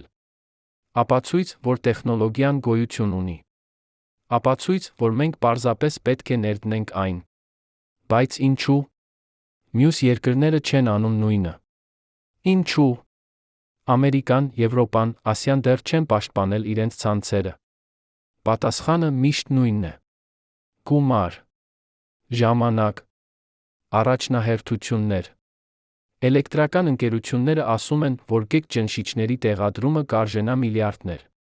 Կառավարությունները ասում են, որ այլ առաջնահերթություններ կան։ Քաղաքականության մշակողները ասում են, որ ընտրողները չեն հասկանում վտանգը։ Եվ մինչ մենք վիճում ենք, Արեգակը շարունակում է իր ցիկլը։ Պայթյունները շարունակվում են։ Փոթորիկները շարունակվում են։ Վտանգը մեծանում է։ Բայց կա մեկ այլ լուծում։ Ավելի ռադիկալ լուծում։ Ավելի ապագայական լուծում։ 2022 թվականին ճապոնացի ինժեներները առաջարկեցին ստեղծել արբանյակային վահան երկրի շուրջը։ Հարյուրավոր փոքր արբանյակներ, որոնք կստեղծեին արհեստական մագնիսական դաշտ։ Այս դաշտը կուժեղացներ երկրի բնական մագնիսական վահանը։ Այն կարգելափակեր Արեգակի մասնիկները նախքան նրանք հասնելը մթնոլորտին։ Սա հնչում է որպես գիտական ֆանտաստիկա։ Բայց մաթեմատիկան ցույց է տալիս, որ սա հնարավոր է։ Տեխնոլոգիան գոյություն ունի։ Միակ հարցը գումարն է։ Եվ քաղաքական կամքը։ Նախագիծը կարժենար մոտավորապես $100 միլիարդ։ Սա շատ է։ Բայց սա ոչինչ չէ համեմատած $2 տրիլիոն, որը կարժենար Քերինգթոնի իրադարձության նման փոթորիկը։ $100 միլիարդ ներդնել պաշտպանության մեջ։ Կամ $2 տրիլիոն կորցնել աղետից։ Ընտրությունը պարզ է։ Բայց մինչ այժմ ոչ մի կառավարություն չի ներդրել այս նախագծում։ Ոչ մի տիեզերական գործակալություն չի սկսել աշխատել դրա վրա։ Նախագիծը մնում է թղթի վրա։ Ինչու՞։ Որովհետև մարդիկ չեն հավատում, որ վտանգը իրական է։ Նրանք չեն տեսնում Արեգակի հարձակումը։ Նրանք չեն զգում մագնիսական փոթորիկը։ Նրանք մտածում են, որ սա ինչ-որ հեռավոր, տեսական վտանգ է։ Բայց 18 հունվարի 2026 թվականը ապացուցեց, որ վտանգը իրական է։ Այն տեղի է ունենում հենց հիմա։ Այն ազդում է մեզ վրա հենց հիմա։ Եվ հաջորդ անգամ այն կարող է լինել շատ ավելի վատ։ Երբ Միչիո Կակուն, ամերիկացի տեսաբան ֆիզիկոսը, խոսեց տիեզերական եղանակի մասին 2020 թվականին, նա ասաց ինչ-որ բան, որը պետք է մտածեցնել բոլորին։ Մենք ապրում ենք Արեգակի մթնոլորտում։ Մենք չենք ապրում երկրի վրա։ Մենք ապրում ենք Արեգակի կորոնայի ներսում։ Եվ երբ Արեգակը փոխվում է, մեր աշխարհը փոխվում է։ Սա ճշմարտություն է։ Խորը, հիմնարար ճշմարտություն։ Մենք չենք կարող անջատվել Արեգակից։ Մենք չենք կարող անտեսել Արեգակը։ Մենք պետք է ապրենք Արեգակի հետ։ Հասկանալ Արեգակը։ Հարգել Արեգակը։ Եվ պաշտպանվել Արեգակից։ 18 հունվարի պայթյունը միայն սկիզբն էր։ Արեգակը գտնվում է իր ցիկլի մաքսիմումում։ Հաջորդ ամիսներին կլինեն ավելի շատ պայթյուններ։ Ավելի շատ փոթորիկներ։ Ավելի շատ վտանգներ։ Բայց մենք հիմա գիտենք, թե ինչ է գալիս։ Մենք հիմա հասկանում ենք վտանգը։ Մենք հիմա ունենք տեխնոլոգիան պաշտպանվելու համար։ Հարցը միայն այն է, արդյոք մենք կկիրառենք այս գիտելիքները։ Արդյոք մենք կներդնենք այս տեխնոլոգիաները։ Արդյոք մենք կպատրաստվենք հաջորդ հարձակմանը։ Թե մենք կշարունակենք անտեսել նախազգուշացումները։ Կշարունակենք հետաձգել որոշումները։ Կշարունակենք ապրել այնպես, կարծես Արեգակը միշտ կլինի հանգիստ։ Պատասխանը կորոշվի հաջորդ ամիսներին։ Երբ Արեգակը շարունակի իր ցիկլը։ Երբ հաջորդ պայթյունները կգան։ Երբ հաջորդ փոթորիկները կհարվածեն։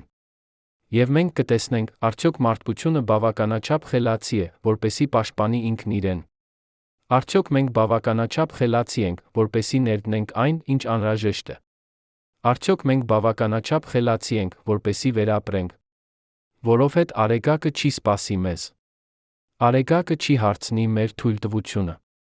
Արեգակը կշարունակի իր ցիկլը, անկախ նրանից, թե պատրաստ ենք մենք, թե ոչ։ Եվ երբ հաջորդ մեծ հարձակումը գա, մենք կլինենք կամ պատրաստ, կամ ոչ։ Կամ պաշտպանված, կամ խոցելի։ Կամ ապրող, կամ տուժած։ Ընտրությունը մերն է։ Բայց ժամանակը սպառվում է։ Արեգակը շարունակում է հարձակվել։ Եվ մենք շարունակում ենք գտնվել դրա ճանապարհին։ Երբ Ռոբերտ Ֆիշմանը, ամերիկացի նեյրոբիոլոգը, 2023 թվականին առաջին անգամ տեղադրեց մագնիսական սենսորներ մարդկային ուղեղում փորձարարական վիրահատության ժամանակ, նա հայտնագործեց ինչ-որ բան, որը փոխեց մեր ամբողջ պատկերացումը մագնիսական փոթորիկների մասին։ Ուղեղի նեյրոնները ոչ միայն արձագանքում էին արտաքին մագնիսական դաշտերին։ Նրանք սինխրոնիզացվում էին դրանց հետ։ Պատկերացրեք հսկայական օրկեստր, որտեղ միլիարդավոր նվագարաններ նվագում են միաժամանակ։ Սովորաբար յուրաքանչյուր նեյրոն նվագում է իր սեփական մեղեդին։ Բայց երբ մագնիսական փոթորիկը սկսվում է, արտաքին դաշտը սկսում է գործել որպես դիրիժոր։ Նեյրոնները սկսում են սինխրոնիզացվել։ Եվ երբ միլիարդավոր նեյրոններ սինխրոնիզացվում են սխալ ռիթմով, տեղի է ունենում ինչ-որ բան անսպասելի։ Ֆիշմանի պացիենտը, 45 տարեկան կին, ով տառապում էր էպիլեպսիայով, զեկուցեց, որ նա կարող էր զգալ մագնիսական փոթորիկները մինչ դրանց սկիզբը։ 24 ժամ առաջ նա զգում էր տարօրինակ լարվածություն ուղեղում։ Կարծես ինչ-որ բան սեղմում էր ներսից։ Եվ յուրաքանչյուր անգամ, երբ նա զգում էր այս սեղմումը, 24 ժամ անց տեղի էր ունենում մագնիսական փոթորիկ։ Սկզբում Ֆիշմանը մտածեց, որ սա պատահականություն է։ Բայց երբ նա ստուգեց 30 դեպք, կորելացիան եղավ 85%։ 85%։ Սա չէր կարող լինել պատահականություն։ Մարդու ուղեղը, պարզվեց, ավելի զգայուն սարք է, քան մեր ամենաժամանակակից գործիքները։ Մենք կարող ենք զգալ մագնիսական դաշտի փոփոխությունները, որոնք այնքան փոքր են, որ մեր սարքերը դժվարությամբ են գրանցում դրանք։ Բայց մենք չենք գիտակցում, թե ինչ ենք զգում։ Մենք մեկնաբանում ենք այն որպես անհանգստություն, լարվածություն, վատ նախազգացում։ Սա բացատրում է, թե ինչու շատ մարդիկ զեկուցում են, որ նրանք զգացել են, որ ինչ-որ բան սխալ է, մինչ մեծ իրադարձությունները։ Սա ոչ թե միստիկա է։ Սա կենսաբանություն է։ Մեր ուղեղը գրանցում է մագնիսական դաշտի փոփոխությունները, որոնք նախորդում են փոթորիկներին։ Բայց եթե մենք կարող ենք զգալ փոթորիկները, արդյոք մենք կարող ենք սովորել օգտագործել այս ունակությունը։ Արդյոք մենք կարող ենք վերապատրաստել մեր ուղեղը, որպեսզի ավելի լավ հասկանանք այս ազդանշանները։ 2024 թվականին ֆինների գիտնականները սկսեցին փորձարարական ծրագիր։ Նրանք վերցրին 100 կամավորների, ովքեր զեկուցել էին, որ զգայուն են մագնիսական փոթորիկների նկատմամբ։ 6 ամիս շարունակ նրանք ուսուցանեցին այս մարդկանց ճանաչել իրենց մարմնի ազդանշանները։ Գլխացավի տեսակը, հոգնածության որակը, անհանգստության բնույթը։ Արդյունքները հիասքանչ էին։ 6 ամիս անց կամավորները կարող էին կանխատեսել մագնիսական փոթորիկները 65% ճշգրտությամբ։ 65%։ Սա ավելի լավ է, քան շատ մետեորոլոգիական կանխատեսումներ։ Պատկերացրեք աշխարհ, որտեղ մարդիկ սովորում են լսել իրենց մարմինները։ Որտեղ մենք օգտագործում ենք մեր բնածին կենսաբանական սենսորները որպես վաղ նախազգուշացման համակարգ։ Սա ոչ թե գիտական ֆանտաստիկա է։ Սա իրականություն է, որը արդեն սկսում է իրականանալ։ Բայց կա ավելի խորը հարց։ Եթե մագնիսական փոթորիկները ազդում են մեր ուղեղի վրա այդքան խորը, արդյոք դրանք ազդում են նա մեր գիտակցության վրա, մեր մտածելակերպի վրա, մեր որոշումների վրա։ 2021 թվականին իսրայելցի հոգեբանները վերլուծեցին 10 տարվա ֆոնդային շուկայի տվյալներ։ Նրանք գտան անհավատալի օրինաչափություն։ Մագնիսական փոթորիկների ժամանակ շուկայի անկայունությունը բարձրանում էր 40%։ Ներդրողները դառնում էին ավելի վախկոտ, ավելի իմպուլսիվ, ավելի հակված սխալ որոշումների։ Ինչու՞։ Որովհետև մագնիսական փոթորիկները ազդում են մեր ուղեղի այն մասերի վրա, որոնք պատասխանատու են ռիսկի գնահատման որոշումների կայացման համար։ Ամիգդալան, վախի կենտրոնը, դառնում է ավելի ակտիվ։ Պրեֆրոնտալ կորտեքսը, ռացիոնալ մտածողության կենտրոնը, դառնում է ավելի քիչ ակտիվ։ Մենք դառնում ենք ավելի էմոցիոնալ, ավելի քիչ ռացիոնալ։ Եվ սա ազդում է ամեն ինչի վրա։ Մեր աշխատանքի վրա, մեր հարաբերությունների վրա, մեր քաղաքական ընտրությունների վրա։ 2022 թվականին գերմանացի սոցիոլոգները ուսումնասիրեցին ընտրությունների արդյունքները 10 երկրներում 30 տարվա ընթացքում։ Նրանք գտան, որ մագնիսական փոթորիկների ժամանակ ընտրողները ավելի հակված էին քվեարկել պոպուլիստական թեկնածուների օգտին։ Թեկնածուների, ովքեր խոսում էին վախերի էմոցիաների լեզվով, ոչ թե փաստերի տրամաբանության։ Սա սարսափելի հայտնագործություն է։ Սա նշանակում է, որ արեգակը ազդում է ոչ միայն մեր տեխնոլոգիայի մեր առողջության վրա։ Այն ազդում է նա մեր հասարակության վրա, մեր քաղաքականության վրա, մեր ապագայի վրա։ Բայց սա նշանակում է, որ եթե մենք հասկանանք այս ազդեցությունը, մենք կարող ենք սովորել դիմակայել դրան։ Մենք կարող ենք սովորել ճանաչել, երբ մեր որոշումները ազդված են արտաքին գործոններից։ Մենք կարող ենք սովորել լինել ավելի գիտակից։ Երբ 18 հունվարի փոթորիկը սկսվեց, աշխարհի տարբեր անկյուններում մարդիկ սկսեցին զեկուցել տարօրինակ երազների մասին։ Վառ, ինտենսիվ, երբեմն սարսափելի երազներ։ Երազներ հրթեհների, ջրհեղեղների, աղետների մասին։ Երազներ, որոնք թվում էին ավելի իրական, քան իրականությունը։ Սկզբում հոգեբանները մտածեցին, որ սա կոլեկտիվ անհանգստության արտահայտություն է։ Մարդիկ անգիտակցաբար զգում էին գլոբալ լարվածությունը արտահայտում էին այն երազներում։ Բայց հետո նրանք նկատեցին օրինաչափություն։ Այս երազները սկսվում էին ճիշտ մագնիսական փոթորիկների ժամանակ։ Պարզվեց, որ մագնիսական փոթորիկները ազդում են մեր քնի ցիկլերի վրա։ REM քունը, երազների փուլը, դառնում է ավելի ինտենսիվ, ավելի երկար։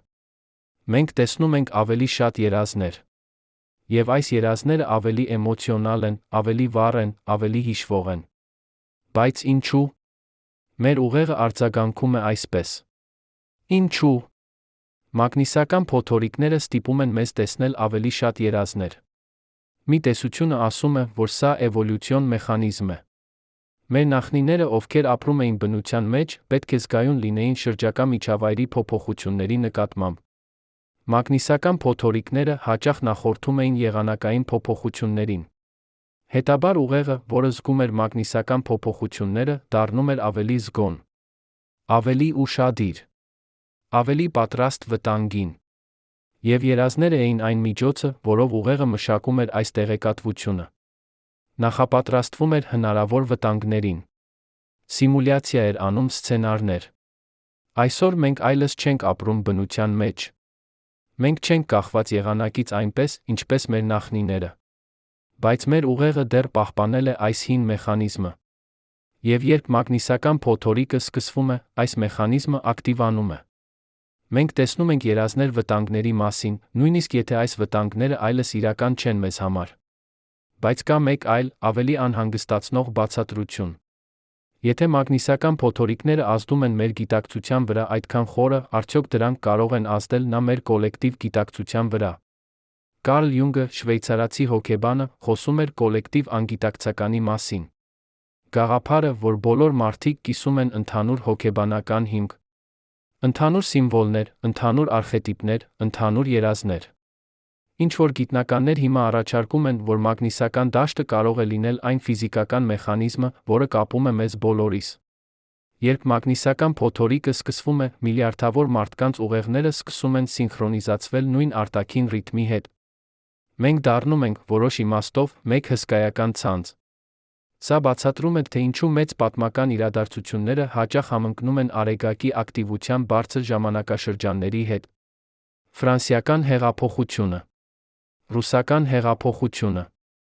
Երկրորդ համաշխարհային պատերազմը։ Բոլորը տեղի ունեցան արեգակի ցիկլի մաքսիմումների ժամանակ։ Սա պատահականություն է։ Թե կապ։ Մենք դեռ չգիտենք։ Բայց տվյալները անհանգստացնող են։ Եվ եթե կապը իրական է, ապա մենք պետք է շատ ավելի լուրջ վերաբերվենք մագնիսական փոթորիկներին։ Որովհետև դրանք ազդում են ոչ միայն մեր տեխնոլոգիայի վրա։ Դրանք ազդում են մեր հասարակության վրա, մեր պատմության վրա, մեր ճակատագրի վրա։ Բայց եկեք վերադառնանք ավելի կոնկրետ հարցերին։ Ինչ կարող է անել յուրաքանչյուր մարդ, որպեսզի պաշտպանի ինքն իրեն մագնիսական փոթորիկներից։ Առաջին ամենակարևորը՝ գիտակցումը։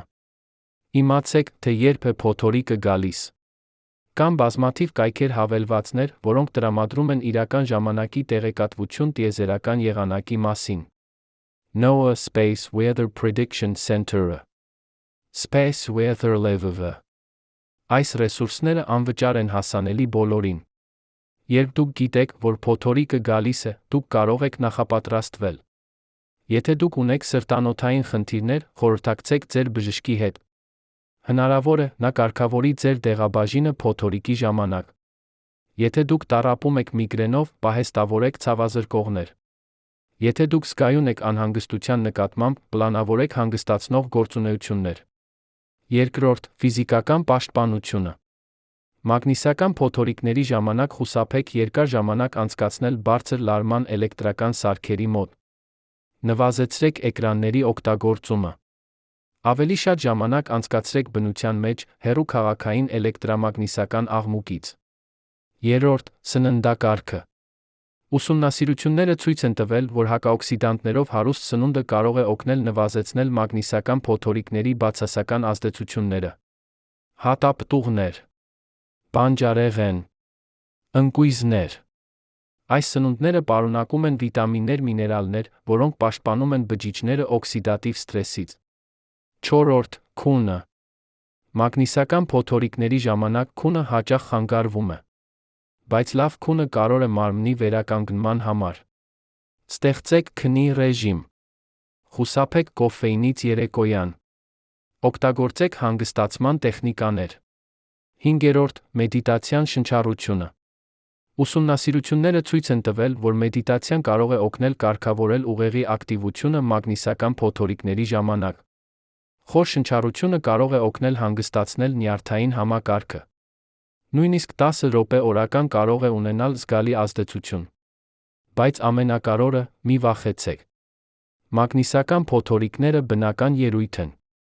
Մարդկությունը ապրել է դրանց հետ հազարավոր տարիներ։ Մենք հարմարվել ենք։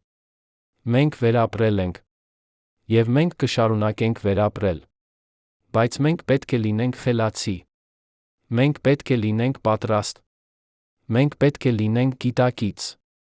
Երբ Նիլ դեգրաս Թայսոնը, ամերիկացի աստղաֆիզիկոսը, խոսեց տիեզերական եղանակի մասին 2024 թվականին, նա ասաց ինչ-որ բան խորիմաստ. Մենք ապրում ենք մոլորակի վրա, որը պտտվում է աստղի շուրջը։ Այս աստղը կենդանի է։ Այն շնչում է։ Այն փոխվում է։ Եվ երբ այն փոխվում է, մենք զգում ենք դա։ Սա ոչ թե վտանգ է։ Սա իրականություն է։ Եվ մենք պետք է սովորենք ապրել այս իրականության հետ։ Սա ճշմարտություն է։ Բայց սա նա մարտահրավեր է։ Մարտահրավեր մեր քաղաքակրթությանը։ Մարտահրավեր մեր տեխնոլոգիային։ Մարտահրավեր մեր հասկացողությանը։ 18 հունվարի 2026 թվականի պայթյունը ցույց տվեց, որ մենք խոցելի ենք։ Շատ խոցելի։ Մեր արբանյակները կարող են ձախողվել։ Մեր էլեկտրական ցանցերը կարող են փլուզվել։ Մեր առողջությունը կարող է տուժել։ Բայց այն նա ցույց տվեց, որ մենք կարող ենք պատրաստվել։ Մենք կարող ենք պաշտպանվել։ Մենք կարող ենք հարմարվել։ Հարցը միայն այն է, արդյոք մենք կկիրառենք այն, ինչ գիտենք։ Արդյոք մենք կներդնենք անհրաժեշտ տեխնոլոգիաները։ Արդյոք մենք կստեղծենք անհրաժեշտ համակարգերը։ 2025 թվականին Միավորված ազգերի կազմակերպությունը ստեղծեց տիեզերական եղանակի համաշխարհային խորհուրդ։ Առաջին անգամ պատմության մեջ բոլոր երկրները համաձայնեցին համագործակցել այս հարցում։ Խորհուրդը ստեղծեց 3 հիմնական նպատակներ։ Առաջին՝ համաշխարհային նախազգուշացման համակարգ։ Համակարգ, որը կտեղեկացներ բոլոր երկրներին, բոլոր հիվանդանոցներին, բոլոր էլեկտրական ընկերություններին մագնիսական փոթորիկների մասին։ Իրական ժամանակում։ Անվճար։ Հասանելի բոլորին։ Երկրորդ՝ համաշխարհային պաշտպանության ցանց։ Ցանց, որը կկապեր բոլոր էլեկտրական ցանցերը, բոլոր արբանյակային համակարգերը, բոլոր կարևոր ենթակառուցվածքները։ Ցանց, որը կարող էր արագ արձագանքել փոթորիկներին։ Անջատել խոցելի համակարգերը։ Վերաբաշխել ռեսուրսները։ Երրորդ՝ համաշխարհային հետազոտական ծրագիր։ Ծրագիր, որը կուսումնասիրեր արեգակը։ Կզարգացներ ավելի լավ կանխատեսման մոդելներ։ Կստեղծեր նոր պաշտպանության տեխնոլոգիաներ։ Այս 3 նպատակները հռչակվեցին 2025 թվականին։ Բայց 2026 թվականին, երբ 18 հունվարի պայթյունը տեղի ունեցավ, դրանցից ոչ մեկը դեռ չէր իրականացվել ամբողջությամբ։ Նախազգուշացման համակարգը գործում էր միայն մի քանի երկրներում։ Պաշտպանության ցանցը դեռ նախագծման փուլում էր։ Հետազոտական ծրագիրը ստացել էր միայն մասնակի ֆինանսավորում։ Ինչու՞։ Նույն հին պատճառները։ Գումար։ Քաղաքականություն։ Առաջնահերթություններ։ Բայց 18 հունվարի պայթյունը փոխեց ամեն ինչ։ Երբ արբանյակները սկսեցին ձախողվել, երբ էլեկտրական ցանցերը սկսեցին տուժել, երբ հիվանդանոցները սկսեցին լցվել պացիենտներով, քաղաքականության մշակողները վերջապես հասկացան. վտանգը իրական է։ Վտանգը հիմա է։ Վտանգը չի կարող անտեսվել։ 2026 թվականի փետրվարին, ընդամենը 1 ամիս 18 հունվարի պայթյունից հետո, Միավորված ազգերի կազմակերպությունը հրավիրեց արտակարգ նիստ։ Բոլոր երկրները համաձայնեցին եռապատկել ֆինանսավորումը տիեզերական եղանակի համաշխարհային խորհրդի համար։ Մարտին սկսվեց նախազգուշացման համակարգի արագացված ներդրումը։ Ապրիլին ստորագրվեցին պայմանագրեր պաշտպանության սարքավորումների զանգվածային արտադրության համար։ Մայիսին սկսվեցին նոր հետազոտական նախագծերը։ Վերջապես, 38 տարի անց Քերինգթոնի իրադարձությունից, 60 տարի անց առաջին արբանյակների թողարկումից, մարդկությունը սկսեց լուրջ վերաբերվել տիեզերական եղանակին։ Բայց արդյոք մենք ժամանակին ենք։ Արդյոք մենք կհասցնենք պատրաստվել մինչ հաջորդ մեծ փոթորիկը։ Որովհետև Արեգակը չի սպասի մեզ։ Արեգակը շարունակում է իր ցիկլը։ Եվ ըստ բոլոր կանխատեսումների, հաջորդ մեծ պայթյունը կարող է գալ ցանկացած պահի։ 2026 թվականի մարտին, 2 ամիս 18 հունվարի պայթյունից հետո, Արեգակի վրա հայտնվեց նոր բծ։ Այս բծը եռապատիկ չափով էր 18 հունվարի բծից։ Դրա մագնիսական դաշտը հնգապատիկ ուժեղ էր։ Գիտնականները սկսեցին դիտել այս բծը 24 ժամ 7 օր շաբաթը։ Նրանք տեսան, թե ինչպես մագնիսական դաշտը դառնում էր ավելի բարդ, ավելի անկայուն, ավելի վտանգավոր։ Եվ մարտի 25-ին, ժամը 14 ժամ 36 րոպե Մոսկվայի ժամանակով, այս բծից եկավ պայթյուն։ C3, 2 դասի պայթյուն։ Ամենաուժեղ պայթյունը վերջին 10 տարիների ընթացքում։ Պլազմայի ամպը, որը պոկվեց Արեգակի մակերույթից, 800,000 կիլոմետր տրամագծով էր։ 600 միլիարդ տոննա պլազմա։ Վայրկյանում 1300 կիլոմետր արագությամբ։ Եվ այն ուղղված էր ուղիղ դեպի երկիր։ Այս արբանյակը գրանցեց ամպի ժամանումը մարտի 27-ին, ժամը 11 ժամ 14 րոպե։ Մագնիսական դաշտը, հարավից դեպի հյուսիս։ Խտությունը 3 անգամ ավելի բարձր, քան 18 հունվարին։ Արագությունը 3 անգամ ավելի մեծ։ Սա էր 5 դասի փոթորիկ։ Ամենաուժեղ դասը։ Փոթորիկ, որը տեղի էր ունեցել միայն 3 անգամ վերջին 100 տարիների ընթացքում։ Եվ այս անգամ մենք պատրաստ էինք։ Նախազգուշացումները ուղարկվեցին բոլոր երկրներ, բոլոր հիվանդանոցներ, բոլոր էլեկտրական ընկերություններ։ Արբանյակների օպերատորները անջատեցին ոչ կարևոր համակարգերը։ Էլեկտրական ընկերությունները նվազեցրին բեռը ցանցում։ Հիվանդանոցները կանչեցին լրացուցիչ անձնակազմ։ Երբ փոթորիկը սկսվեց, մենք տեսանք դրա ուժը։ Հյուսիսային լույսերը տեսանելի էին մինչ Իսպանիա, մինչ Թուրքիա, մինչ Ճապոնիա։ Երկինքը վառվում էր կանաչ, կարմիր, մանուշակագույն լույսերով։ Արբանյակների 20%-ը անցավ անվտանգ ռեժիմի։ Կպս համակարգը տվեց սխալներ մինչ 500 մետր։ Ինտերնետի արագությունը նվազեց 50%-ով, բայց էլեկտրական ցանցերը մնացին կայուն։ Տրանսֆորմատորները պաշտպանված էին ջեք ճնշիչներով։ Ոչ մի մեծ անջատում։ Ոչ մի աղետ։ Հիվանդանոցները տեսան սրտանոթային խնդիրների 50%-անոց աճ։ Բայց նրանք պատրաստ էին։ Լրացուցիչ անձնակազմ։ Լրացուցիչ սարքավորումներ։ Լրացուցիչ դեղամիջոցներ։ Բոլոր պացիենտները ստացան անհրաժեշտ օգնությունը։ Մենք վերապրեցինք։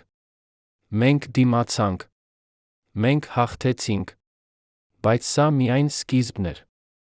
Որովհետև Արեգակը դեռ գտնվում էր իր ցիկլի մաքսիմումում։ Եվ մարտի 25-ի բծը դեռ կենդանի էր։ Դեռ աճում էր։ Դեռ կուտակում էր էներգիա։ Ապրիլին եկավ երկրորդ պայթյունը։ C2, 8 դասի։ Մայիսին, երրորդը։ C3, 5 դասի։ Հունիսին, չորրորդը։ C4, 1 դասի։ Յուրաքանչյուր անգամ մենք պատրաստ էինք։ Յուրաքանչյուր անգամ մենք դիմացանք։ Յուրաքանչյուր անգամ մենք սովորեցինք ինչ-որ նոր բան։ Եվ յուրաքանչյուր անգամ մենք դարձանք ավելի ուժեղ, ավելի դիմացկուն, ավելի պատրաստ։ Երբ հուլիսին Արեգակի ակտիվությունը վերջապես սկսեց նվազել, մենք կարողացանք գնահատել վնասը։ Ընդհանուր տնտեսական կորուստները հասան $300 միլիարդ։ Սա շատ է։ Բայց սա ոչինչ չէ համեմատած 2 տրիլիոն դոլարի, որը կլիներ, եթե մենք չպատրաստվեինք։ Ավելի կարևորը, մենք փրկեցինք կյանքեր։ Հազարավոր կյանքեր։ Մարդիկ, ովքեր կմեռնեին սրտի կաթվածից, եթե հիվանդանոցները չլինեին պատրաստ։ Մարդիկ, ովքեր կկորցնեին իրենց տները հրթեհներից, եթե էլեկտրական ցանցերը փլուզվեին։ Մարդիկ, ովքեր կտառապեին քաոսից անօրենությունից, եթե հասարակությունը փլուզվեր։ Մենք փրկեցինք նրանց։ Որովհետև մենք պատրաստվեցինք։ Որովհետև մենք սովորեցինք։ Որովհետև մենք հարմարվեցինք։ Բայց ամենակարևոր դասը, որը մենք սովորեցինք, այն էր, որ մենք կարող ենք։ Մենք կարող ենք դիմակայել արեգակի հարձակումներին։ Մենք կարող ենք պաշտպանել մեր քաղաքակրթությունը։ Մենք կարող ենք վերապրել։ Բայց միայն եթե մենք միասին ենք։ Միայն եթե մենք համագործակցում ենք։ Միայն եթե մենք հասկանում ենք, որ արեգակը մեր ընդհանուր մարտահրավերն է։ Ոչ թե մեկ երկրի խնդիրը։ Ոչ թե մեկ մայրցամաքի խնդիրը, այլ ամբողջ մարդկության խնդիրը։ Եվ երբ մարդկությունը միավորվում է, երբ մենք աշխատում ենք միասին, մենք կարող ենք հաղթահարել ցանկացած մարտահրավեր։ Նույնիսկ այն մարտահրավերը, որը գալիս է տիեզերքից։ Նույնիսկ այն մարտահրավերը, որը գալիս է մեր սեփական աստղից։ Արեգակը շարունակում է հարձակվել։ Բայց մենք այլս վախենում ենք։ Որովհետև մենք գիտենք, թե ինչպես պաշտպանվել։ Մենք գիտենք, թե ինչպես դիմակայել։ Մենք գիտենք, թե ինչպես վերապրել։ Եվ ամենակարևորը, մենք գիտենք, որ մենք միայնակ չենք։ Մենք մաս ենք ավելի մեծ ինչ-որ բանի։ Մաս ենք մարդկության։ Մաս ենք այս մոլորակի։ Մաս ենք այս արեգակային համակարգի։ Եվ երբ մենք հասկանում ենք սա, երբ մենք ընդունում ենք մեր տեղը տիեզերքում, մենք դառնում ենք ավելի ուժեղ, ավելի իմաստուն, ավելի պատրաստ ցանկացած բանի, որը կարող է գալ։ Երբ Կարլ Սագանը, ամերիկացի աստղաֆիզիկոսը, 1980 թվականին գրեց իր հայտնի «Կոսմոս» գրքում, նա ասաց ինչ-որ բան, որը այսօր հնչում է այլ իմաստով. մենք արված ենք աստղային նյութից։ Մենք տիեզերքի միջոցն ենք ինքն իրեն ճանաչելու համար։ Բայց նա չասաց մյուս կեսը։ Մենք նա տիեզերքի միջոցն ենք ինքն իրեն փորձելու համար։ Եվ երբեմն այս փորձարկումը ցավոտ է։ 18 հունվարի 2026 թվականի պայթյունը, հաջորդող փոթորիկները, մարդկության պատասխանը, այս ամենը մաս է ավելի մեծ պատմության։ Պատմության, որը սկսվել է 4 միլիարդ 500 միլիոն տարի առաջ, երբ մեր արեգակային համակարգը ձևավորվեց գազի փոշու ամպից։ Պատմության, որը շարունակվում է հենց հիմա, այս վայրկյանին, երբ դուք կարդում եք այս տողերը։ Բայց եկեք մի պահ կանգ առնենք։ Եկեք հեռանանք տեխնիկական մանրամասներից, վիճակագրությունից, կանխատեսումներից։ Եկեք հարցնենք ավելի խորը հարց։ Ինչո՞վ։ Ինչու։ Արեգակը հարձակվում է մեզ վրա։ Ինչու։ Տիեզերքը ստեղծել է համակարգ, որտեղ կյանքը կախված է աստղից, որը կարող է ոչնչացնել այդ կյանքը։ Պատասխանը կայանում է ավելի խորը փիլիսոփայության մեջ, քան ֆիզիկայի։ Արեգակը չի հարձակվում մեզ վրա։ Արեգակը պարզապես գոյություն ունի։ Այն անում է այն, ինչ աստղերը անում են։ Այն ֆուզիայում է ջրածին հելիումի։ Այն ստեղծում է մագնիսական դաշտեր։ Այն արտանետում է էներգիա։ Այն ապրում է իր կյանքը։ Մենք ենք, ովքեր ընտրել ենք ապրել այս աստղի մոտ։ Ավելի ճիշտ, էվոլյուցիան ընտրել է մեզ համար։ Կյանքը ի հայտ եկավ երկրի վրա, որովհետև երկիրը գտնվում էր ճիշտ հեռավորության վրա արեգակից։ Ոչ շատ մոտ, որ ջուրը գոլորշիանար։ Ոչ շատ հեռու, որ ջուրը սառը չէր։ Ճիշտ այնտեղ, որտեղ հեղուկ ջուրը կարող էր գոյություն ունենալ։ Որտեղ կյանքը կարող էր ծաղկել։ Բայց այս ճիշտ հեռավորությունը գալիս է գնով։ Մենք բավականաչափ մոտ ենք, որպեսզի ստանանք արեգակի տաքությունը, լույսը, էներգիան։ Բայց մենք նա բավականաչափ մոտ ենք, որպեսզի զգանք դրա բարկությունը, դրա փոթորիկները, դրա պայթյունները։ Սա փիլիսոփայական պարադոքս է։ Այն, ինչ տալիս է մեզ կյանք, նա կարող է վերցնել այն։ Այն, ինչ ստեղծում է մեզ, նա կարող է ոչնչացնել մեզ։ Արեգակը միաժամանակ մեր ստեղծողն է, մեր պոտենցիալ ոչնչացնողը։ Բայց սա ճշմարտություն է ոչ միայն արեգակի համար։ Սա ճշմարտություն է ամեն ինչի համար։ Թթվածինը, որը մենք շնչում ենք, անհրաժեշտ է մեր կյանքի համար։ Բայց շատ թթվածինը թունավոր է։ Ջուրը, որը մենք խմում ենք, անհրաժեշտ է մեր գոյության համար։ Բայց շատ ջուրը խեղդում է մեզ։ Սերը, որը մենք զգում ենք, տալիս է մեզ իմաստ։ Բայց սերը նա կարող է բեկել մեր սիրտը։ Կյանքը գոյություն ունի սահմանագծի վրա։ Կարգի քաոսի միջ։ Ստեղծման ոչնչացման միջ։ Լույսի խավարի միջ։ Եվ մենք մարդիկ ապրում ենք այս սահմանագծի վրա ավելի գիտակցաբար, քան ցանկացած այլ տեսակ։ Մենք գիտենք, որ մենք մահկանացու ենք։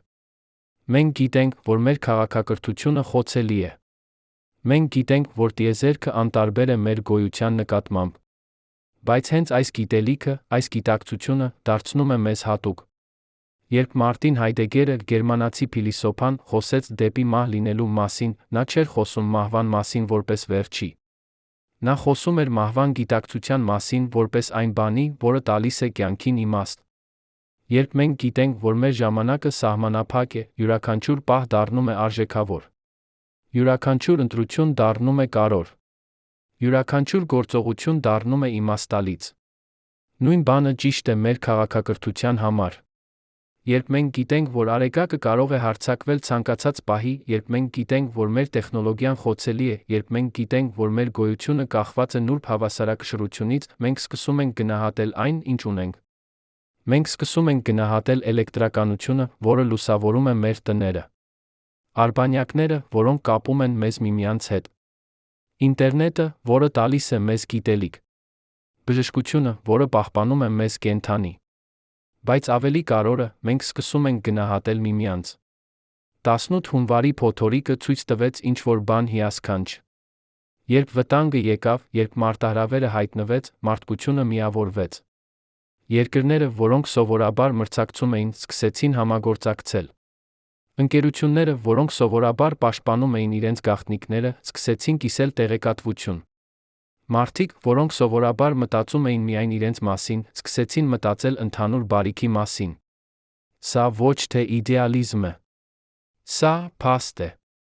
Երբ Միավորված ազգերի կազմակերպությունը ստեղծեց տիեզերական եղանակի համաշխարհային խորհուրդը, երբ բոլոր երկրները համաձայնեցին ֆինանսավորել այն, երբ գիտնականները ամբողջ աշխարհից սկսեցին աշխատել միասին, սա էր մարդկության լավագույն կողմը։ Բայց ինչու՞։ Մենք սպասեցինք մինչ ճգնաժամը։ Ինչու՞։ Մենք միավորվեցինք միայն երբ վտանգը դարձավ անմիջական։ Սա հին հարց է։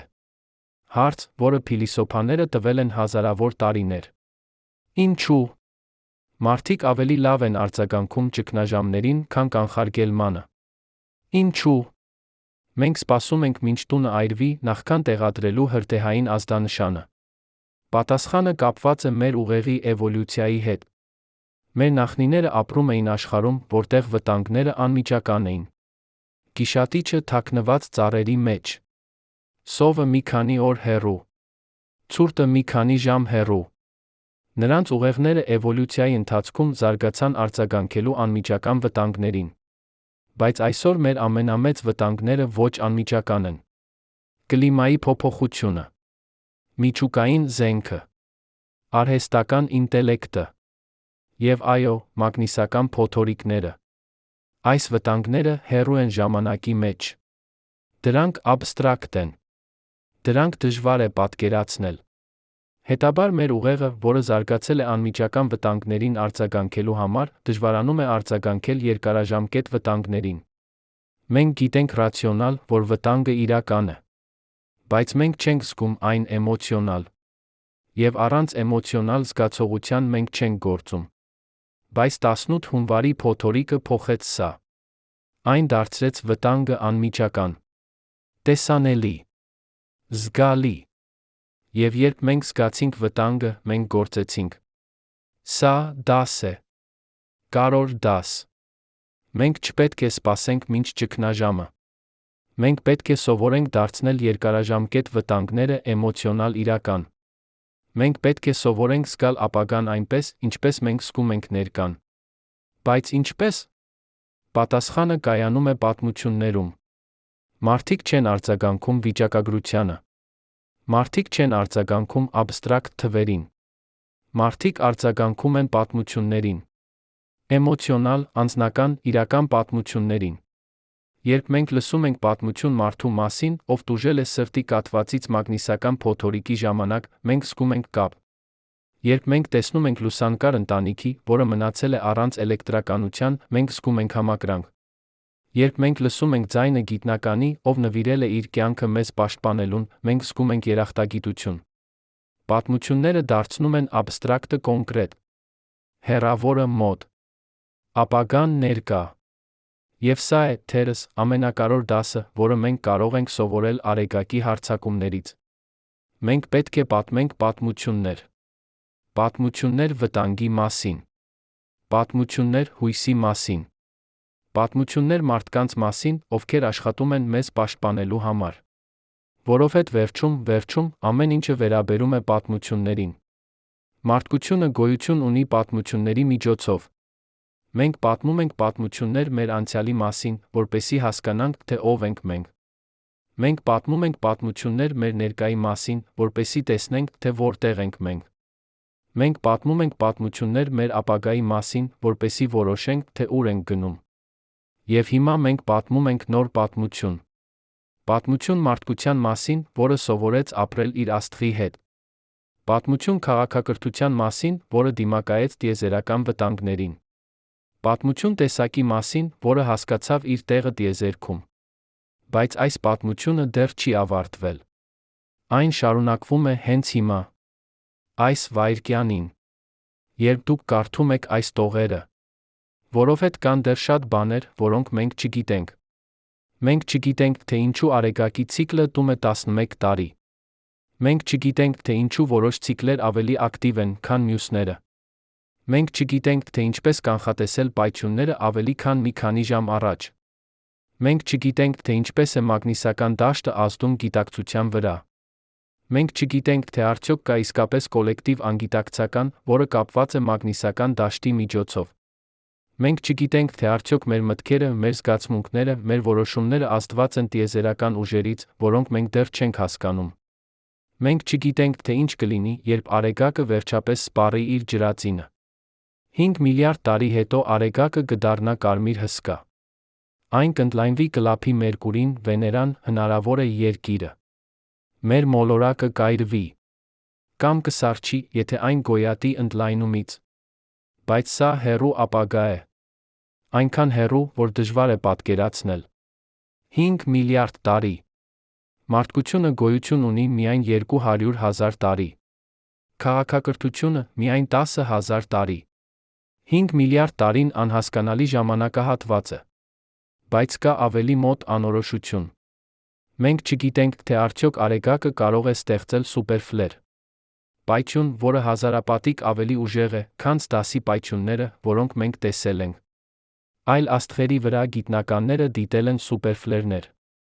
Պայթյուններ, որոնք այնքան ուժեղ են, որ կարող են ամբողջովին ոչնչացնել մոլորակի մթնոլորտը։ Արդյոք մեր Արեգակը կարող է ստեղծել սուպերֆլեր։ Մենք չգիտենք։ Տեսությունը ասում է, որ ոչ։ Մեր Արեգակը չափազանց փոքր է, չափազանց կայուն է այդպիսի պայթյունների համար։ Բայց մենք չենք կարող լինել 100% վստահ։ Եվ սա է գեղեցիկ բանը գիտության մասին։ Գիտությունը երբեք չի ասում մենք գիտենք ամեն ինչ։ Գիտությունը միշտ ասում է մենք դեռ սովորում ենք։ Գիտությունը բաց է անորոշության նկատմամբ։ Բաց է հարցերի նկատմամբ։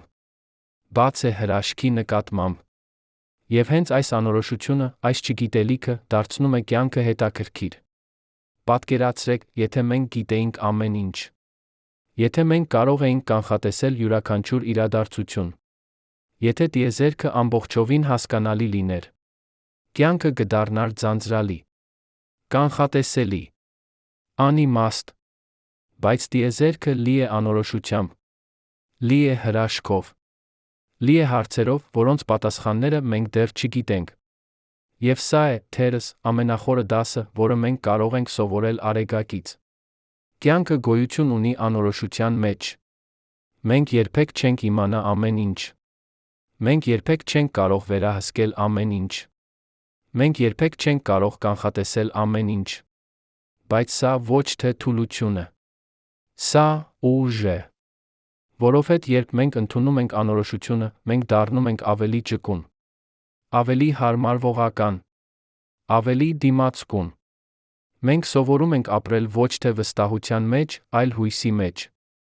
Ոչ թե վերահսկման մեջ, այլ համագործակցության մեջ։ Ոչ թե կանխատեսման մեջ, այլ պատրաստվածության մեջ։ Եվ սա է, թերս, ամենակարևոր հմտությունը, որը մարդկությունը կարող է զարգացնել։ Ունակությունը ապրելու անորոշության մեջ։ Ունակությունը գործելու առանց ամբողջական տեղեկատվության։ Ունակությունը հույս ունենալու առանց երաշխիքների։ Հիշո՞ւմ եք, թե ինչպես սկսեցինք։ 18 հունվարի 2026 թվականին, ժամը 21:09 Մոսկվայի ժամանակով, Արեգակի մակերույթից պոկվեց պլազմայի ամպ։ 500,000 կիլոմետր տրամագծով։ Միլիարդավոր տոննա պլազմա։ Վայրկյանում 1000 կիլոմետր արագությամբ։ Այն պահին մենք չգիտեինք, թե ինչ կլինի։ Մենք չգիտեինք, թե արդյոք մեր համակարգերը կդիմանան։ Մենք չգիտեինք, թե արդյոք մենք պատրաստ ենք։ Բայց մենք դիմացանք։ Մենք սովորեցինք։ Մենք հարմարվեցինք։ Եվ հիմա ամիսներ անց, երբ Արեգակի ակտիվությունը սկսում է նվազել, երբ ցիկլը մոտենում է իր ավարտին, մենք կարող ենք նայել եւ տեսնել, թե ինչ ենք հասել։ Մենք ստեղծեցինք համաշխարհային նախազգուշացման համակարգ։